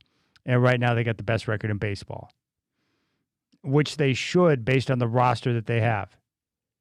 They've lost 3 straight games, and they still have the best record in baseball, and they lead their division by 11.5. That's crazy. All right, you can reach out 503-248-0620. Every Tuesday throughout the baseball season, we have Hops Ticket Tuesday. It's your chance to get a 4-pack of tickets to sit in our Rip City Radio row. And again, I'll say it, I don't want to sound like a broken record, but if you've not been to the new ballpark in Hillsborough, it's awesome. I was just there a week ago with Travis. We sat in the club area, all you can eat and drink. Had a chance to hang out with the family in the shade. It was awesome. You're going to be blown away when you go there for the first time. So if you have not been, I encourage you to go. So if you would like a 4-pack of tickets for the Hops in their brand new ballpark. We'll take caller 11 right now, 503-248-0620. 503-248-0620. Call now, and the 11th caller will get a 4-pack of tickets for the Hillsboro Hops. 503-248-0620 is your telephone number. You can jump on board. The 11th caller is going to get a 4-pack of tickets for the Hops. 503-248-0620. Call now. Your chance to get a 4-pack of tickets for the Hillsboro Hops and sit in the Rip City Radio Row at their brand new ballpark. And it really is spectacular. You're going to get there. You're going to check it out and be like, wow, because it feels like a major league ballpark. It does not feel like a minor league ballpark. And there's not a bad seat in the house. And, of course, right now it's prime viewing time because the weather's so perfect. 503-248-0620. Caller 11. Brendan will get you information and we'll get you tickets. And if you don't win today, it's okay. There's going to be plenty of opportunities for you to win throughout the season. Just listen to the Rip City Drive on Tuesdays. All right, Young Hansen, double-double last night. Have you watched any of the Summer League action? You know, my concern about Young Hansen is very simple. Like, I like Hansen, and I think he's a very skilled basketball player. But what I see right now is just a lack of quickness, a lack of foot speed on both ends of the floor. And the processing, it looks like it might be a tick better, but the processing, at least through my eyes, would appear to be a little bit slow in terms of seeing the game, anticipating, and being able to operate at a speed where you can be effective in NBA basketball games. So the process just appears to be a little bit slow. And then defensively, because of the foot speed, you know, how effective can he be when he's constantly in drop coverage? That would be my concern there. Because he can't cover in space. How would he do in pick and roll situations? Like, we're going to find out more and more over the course of time. But right now, I just don't see the foot speed that's required to be a productive NBA player. And I'm hoping that that continues to change. But he was really good last night. Double-double, and the Blazers got their first win down in Summer League. So that's what I'm seeing right now.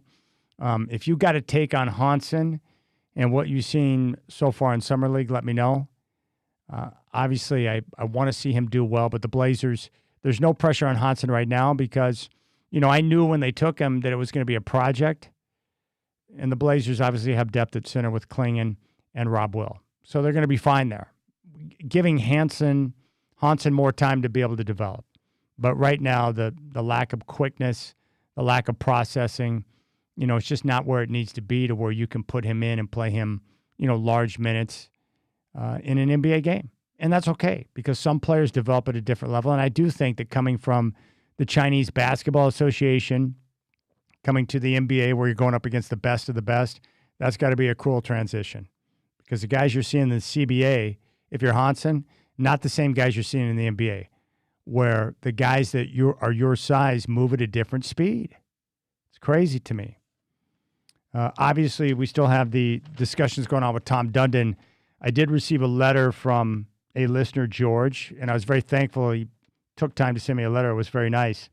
He wrote, "Dear Chad, recently on your radio show, you were apparently defending Tom Dundon and some of his antics and decisions by exercising the oft-used cliche by saying, quote, it's all about winning. Well, no, Chad, it's not all about winning. It's also about fair play, honest dealing, and the love of the sport.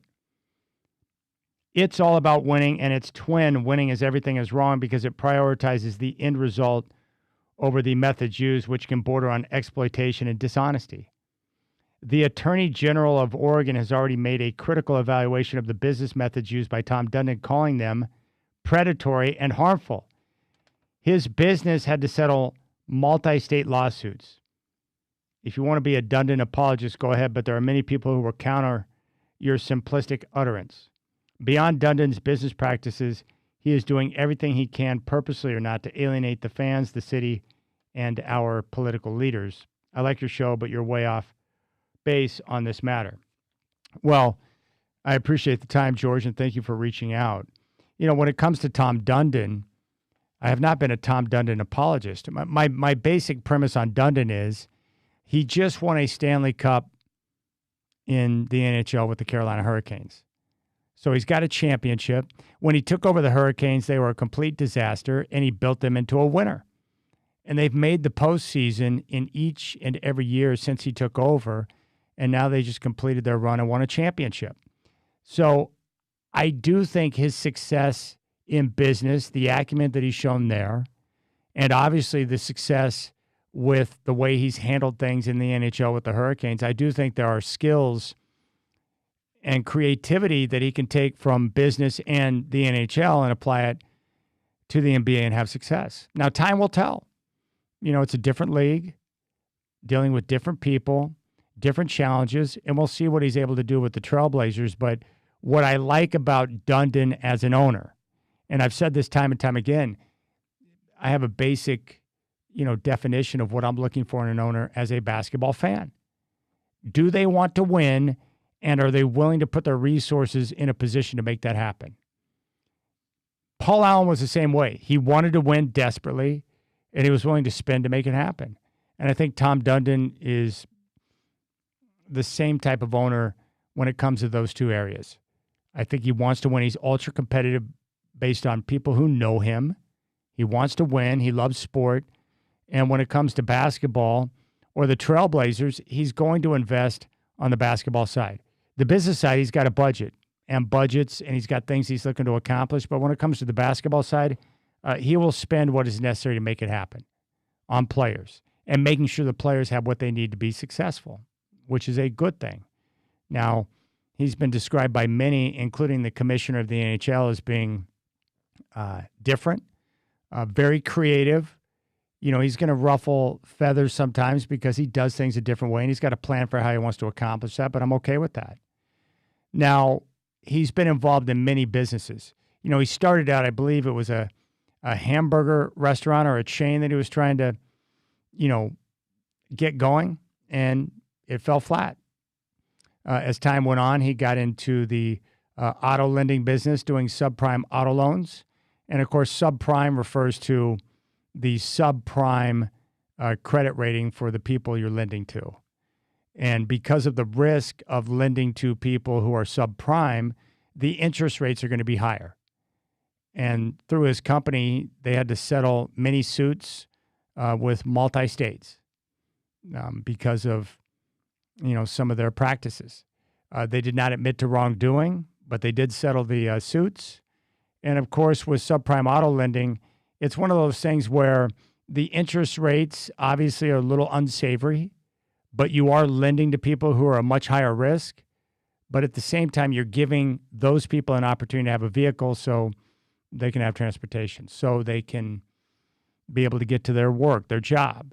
So it's one of those things where you're providing opportunity for people who are in a difficult spot, but there are challenges in the subprime auto lending business. But outside of that, he's invested in real estate. He's become a developer. He was a big investor into Topgolf. So he's got many different things going on. Like most people, he's not perfect. He's made missteps, even with the Trailblazers that he's admitted to.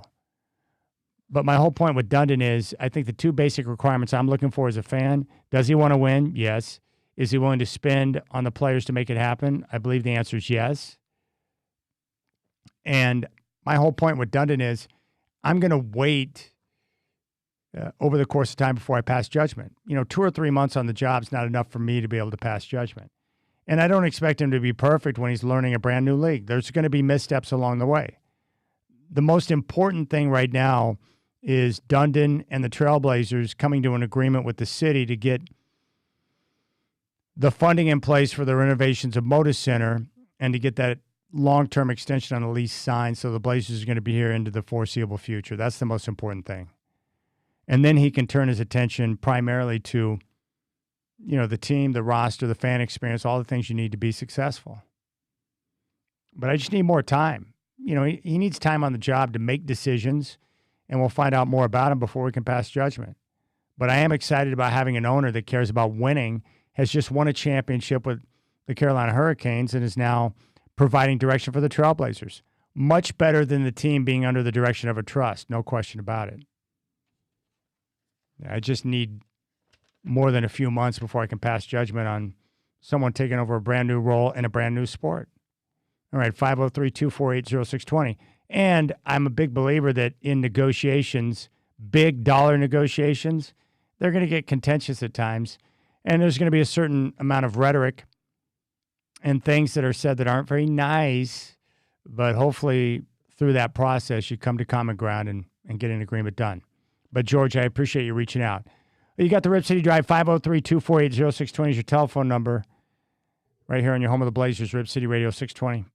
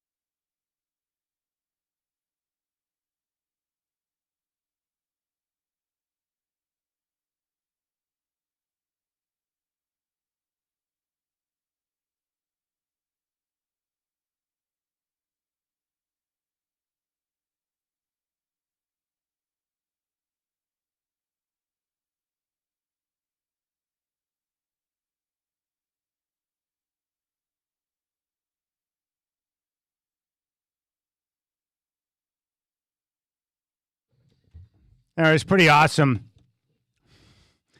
Sophie Cunningham of the Indiana Fever, a ring girl at UFC 329 over the weekend. And it was great because apparently her and Dana White have formed a friendship. And she rolled up on Dana and was like, I want to do that. And Dana's like, okay, it's on. We'll do it tonight. And she went up there and was a ring girl at UFC 329. And I've watched a lot of Sophie Cunningham's podcasts. Like, this girl gets it, man. Great personality, really funny, does not take herself too seriously. And even though she looks like a supermodel, she comes across like the girl next door. I just like her personality. And she's doing a very good job being an enforcer to protect her teammate, Caitlin Clark. But Sophie Cunningham she's pretty funny. Now, here she is on being a ring girl at UFC 329.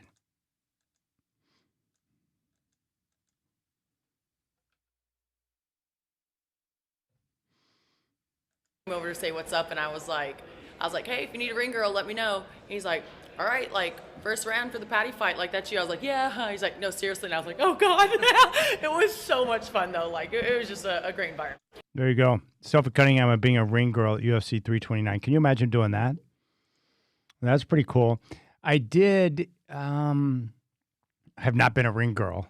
I can tell you that much, but I was a ring announcer down at Spirit Mountain Casino one night when they had the Octagon. They used to have fights down there. It was pretty awesome. So I got to be the ring announcer. I enjoyed that. I really didn't have a technique or hadn't really given it much thought, but I tried to give the most gusto that I've ever given to a microphone. So I enjoyed that experience. And seeing the Octagon in person for the first time, that was a trip. I can't imagine getting in there and having someone else that wants to kick your ass come at you in the Octagon. But also, Sophie Cunningham, if you haven't heard it, here is, she became a major meme with her pointing. It's amazing. I've watched the video with the Michael Jackson music over and over and over again. But here she is on her podcast talking about how that situation went down. And it's pretty funny because she's very honest about the whole situation. Even she thinks it was dumb, but she said that she couldn't help herself. Take a listen. But she fouled, and there's an extra, really, DB is the one that did something extra, and then Caitlin got the text. So I walked out there, and I was literally talking to the ref. Say your DB. I was like this with the ref. I was like, now, Caitlin got one, but why didn't she get one? Because if Caitlin's going to get one, then she should have got one. It shouldn't have been one or the other.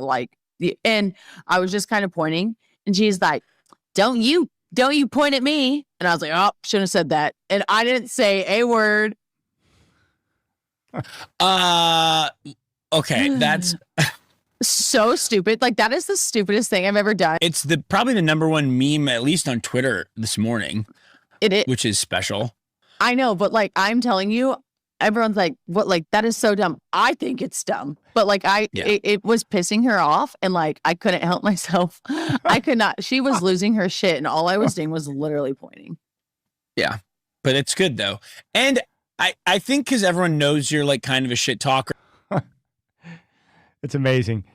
She's like, look, I knew it was upsetting her, and I couldn't help myself. I just appreciate the honesty there from Sophie Cunningham. I think she just got a shoe deal from Adidas as well.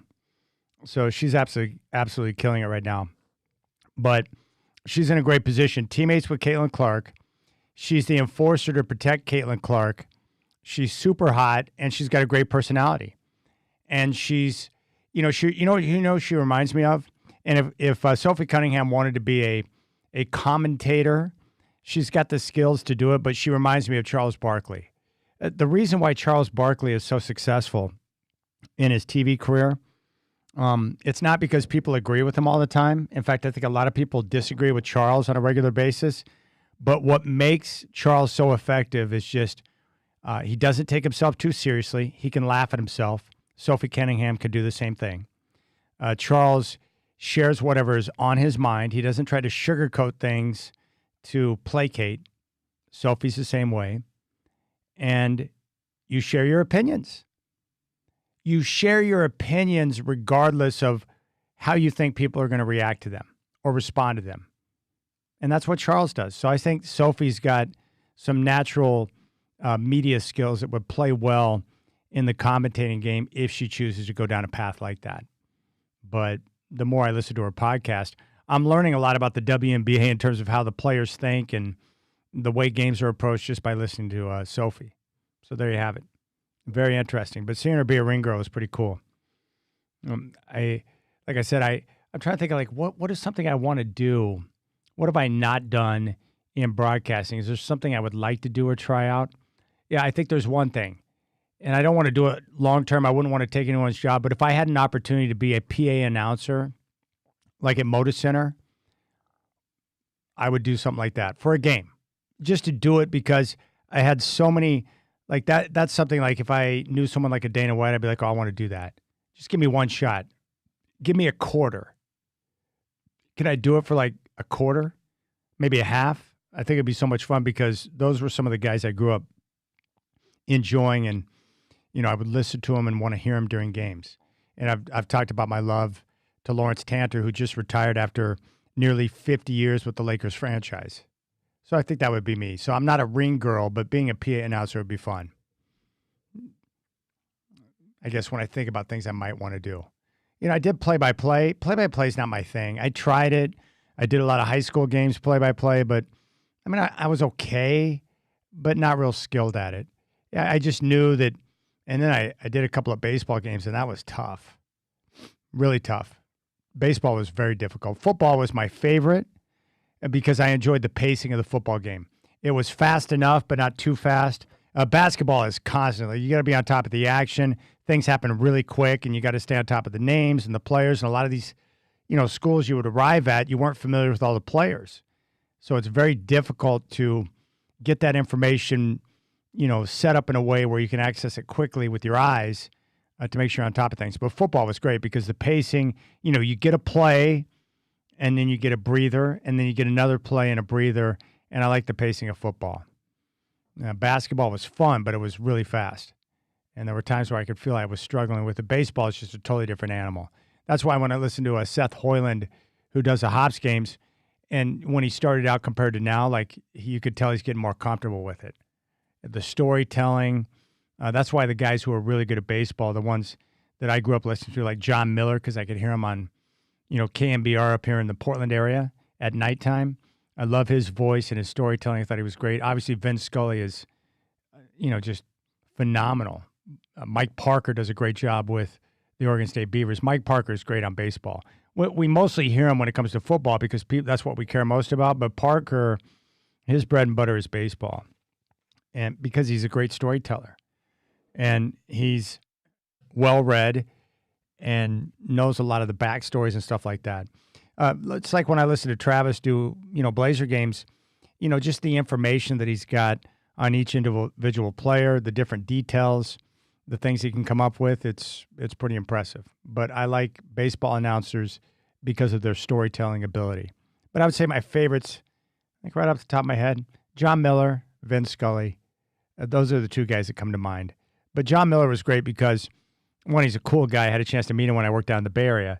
But he was great on radio, and then he did Sunday Night Baseball with Joe Morgan for years, and I used to, watch those games and listen to John Miller. Love the way he calls the game. But there you have it. Sophie Cunningham, you should check out her podcast. I think she's great for the game because very good personality, very good energy. She's very positive, super hot, but the way that she's able to connect with her fans and the way that she protects Caitlin Clark, like, I just like it. And what's amazing is she's become a megastar, and she's more of a role player.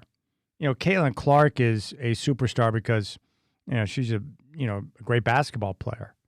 So I could see why some players in the WNBA might be jealous of Sophie. She's got the it quality, no question about it. 503-248-0620 is your telephone number. I reached out to Dave Deckard. He's probably going to join me next week. What I really want to know next with the Trailblazers, one, are they really going to start John Dame together? But more importantly, if that is the plan, and according to what we heard from Mike and Nori down in Vegas, like, it sounds like Ja is open to whatever role the coaches decide is best.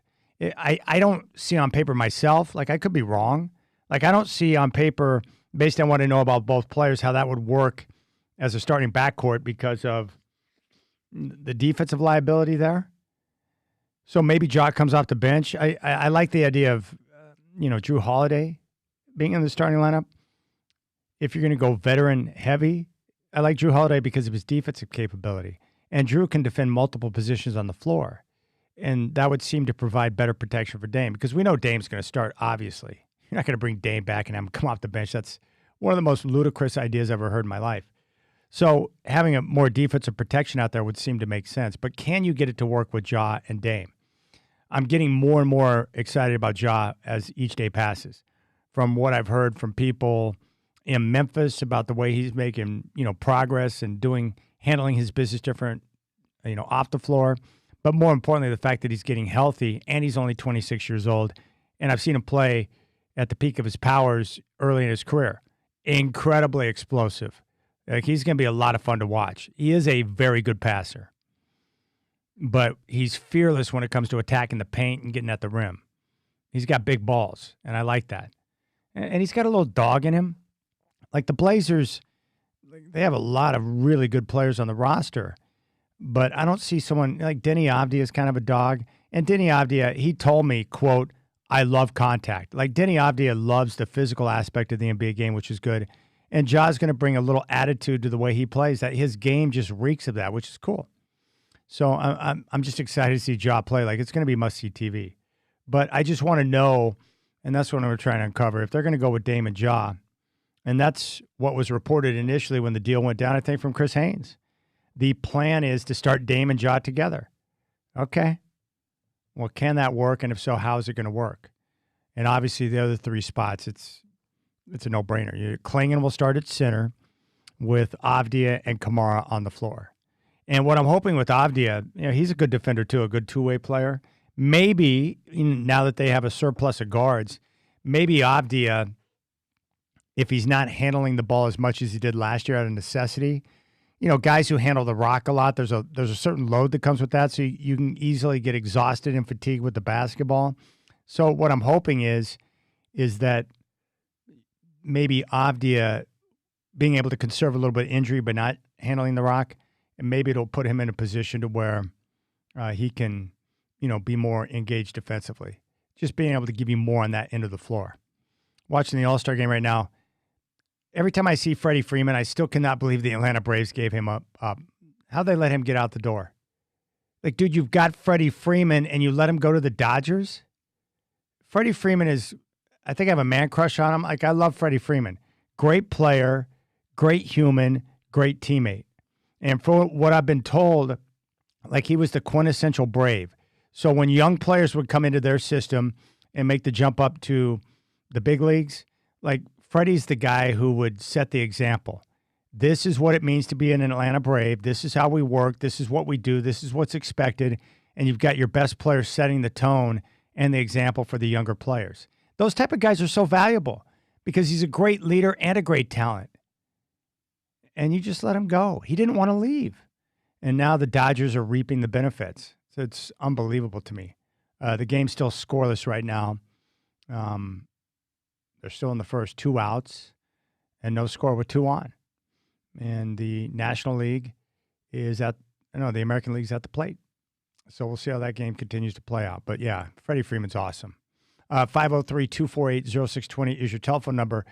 When we come back, I want to dive in, share a couple of thoughts on this list that Jeremy Fowler compiled for ESPN, where they do a survey with execs, coaches, and scouts around the NFL to come up with their list of the top players at every position. And I want to talk about the quarterbacks for just a moment. I'm excited about the NFL season. And we have a lot of good quarterbacks in the league. We have a lot of good teams on both sides, AFC and NFC. It should be a compelling season. And Dave Bartoo, as he said, the Broncos are going to be pretty solid.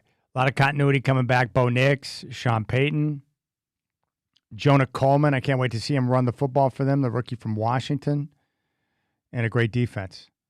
That's a good division. The NFC West, AFC West, probably the 2 best divisions in football.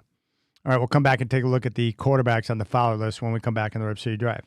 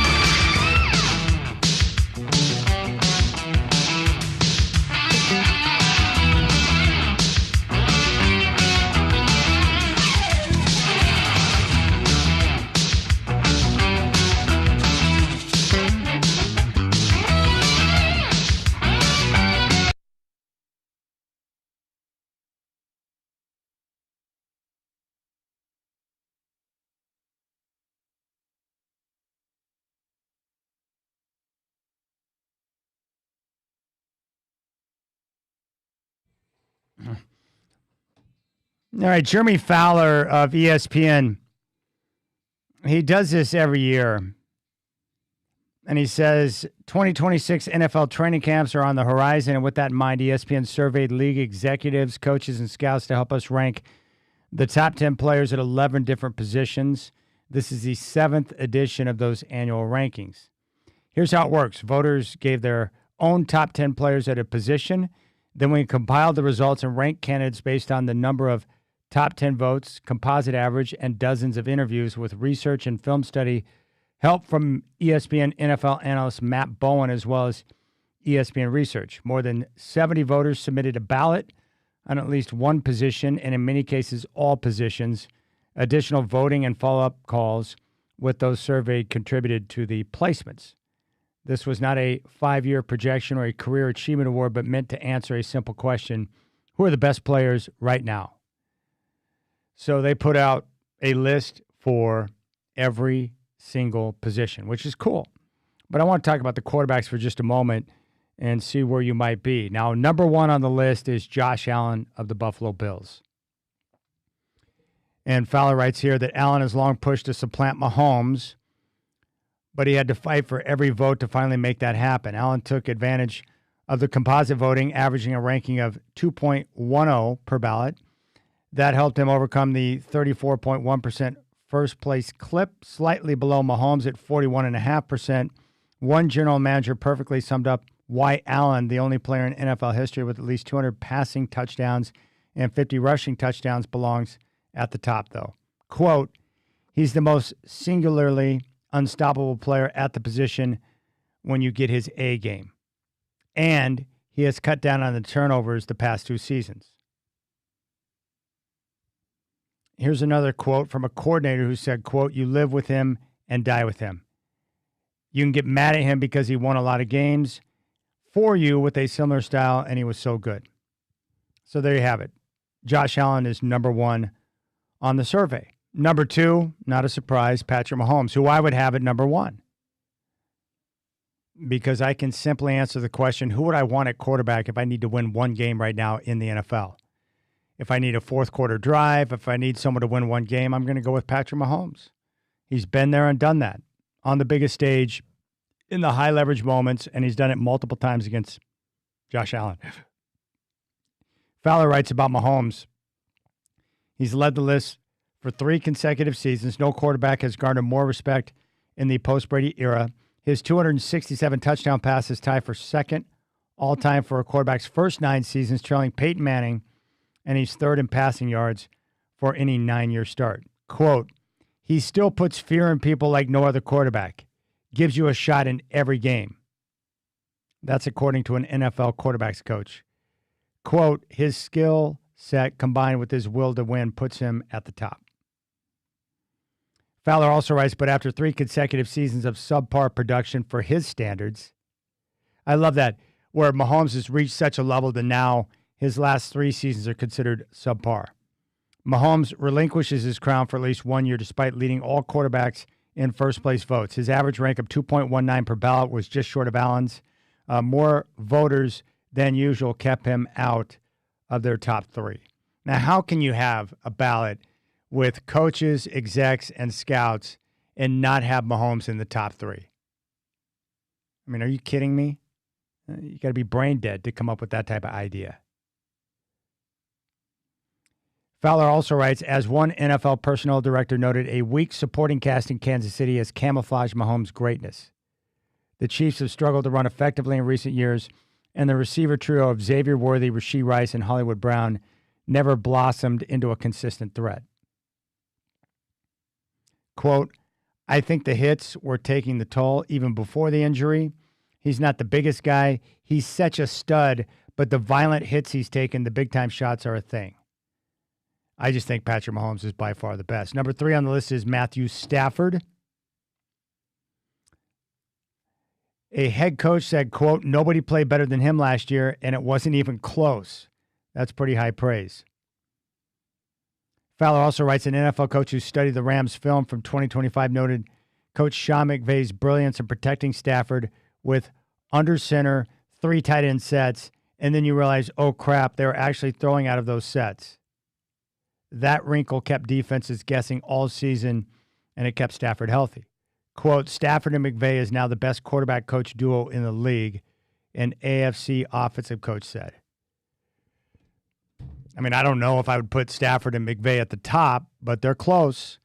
I think Mahomes and Reed is probably number one in my book, but Sean McVay's awesome, and Matthew Stafford is terrific. Number 4 is Joe Burrow. Obviously, his durability concerns are what pushed him out of the top 3. A personnel evaluator said, quote, best pocket movement in the league, accelerated vision best in the league. The latter point referencing Burrow's processing speed at the line of scrimmage or post-snap. Quote, not big or fast, slightly above average arm, but all the other stuff makes him go. An NFL coordinator took it a step further. Burrow doesn't play in a system. He is the system. He's the whole thing. That's ultimate praise for Burrow, and that's really what sets him apart from the other guys, his contemporaries. His ability at the line of scrimmage to diagnose and to process. And he reminds me a lot of Brady from the standpoint that he's not going to run away from guys. He's not a scrambler. He's a pocket dude. But what he does is his ability to process and diagnose, and he's got the lightning quick release and his ability to move in pocket. He can avoid danger, get rid of the football quickly, and guess what? He's on time and accurate with the football. Lamar Jackson is number 5. Quote, what's so impressive is that he's gotten better as a passer. That's what one coach said. He's more of a complete passer. It's impressive. I really didn't respect the passing game as much before in his career, but the last time we played him, he was much better. He can dice you up. I love Lamar Jackson. But I do wonder or worry, like I do with Mahomes, about some of the hits that he takes. Dak Prescott, number 6.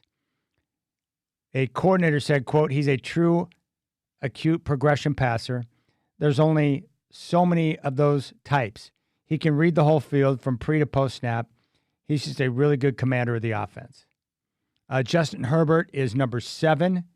Quote, if you're picking quarterbacks to build around, you're still taking him pretty high, according to a personnel exec. That proved true in the voting, with Herbert appearing on nearly 80% of the ballots, and his pairing with the new offensive coordinator, Mike McDaniel, has the league intrigued. Quote, there's a reason the Chargers OC job was the best one available. It's because of the quarterback. McDaniel should be able to streamline some things for Herbert, manufacture some layup first downs for him. Drake May is number 8. Quote, size, athleticism, accuracy, playmaking upside through the roof, poise, and toughness, according to a coordinator. He had 0 weapons and a shaky offensive line, and he made it all work. Jared Goff is number 9, and Caleb Williams is at number 10. Quote, he's the most dynamic of the group. He's got the arm talent and overall athleticism suited for today's game. So you got to check it out. Jeremy Fowler, ESPN, doing a good job with the survey and compiling the top 10 for all 11 positions on the field in the NFL. The AL has taken a 3-0 lead on the NL.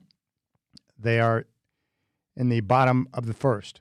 All right, big thanks to Brendan Slaughter, Dave Bartoo. I hope all of you have a great Tuesday evening. I will check you tomorrow on the Rip City Drive at 3, right here on your home of the Blazers, Rip City Radio 620. We'll preview the Open Championship with PGA David Coleman.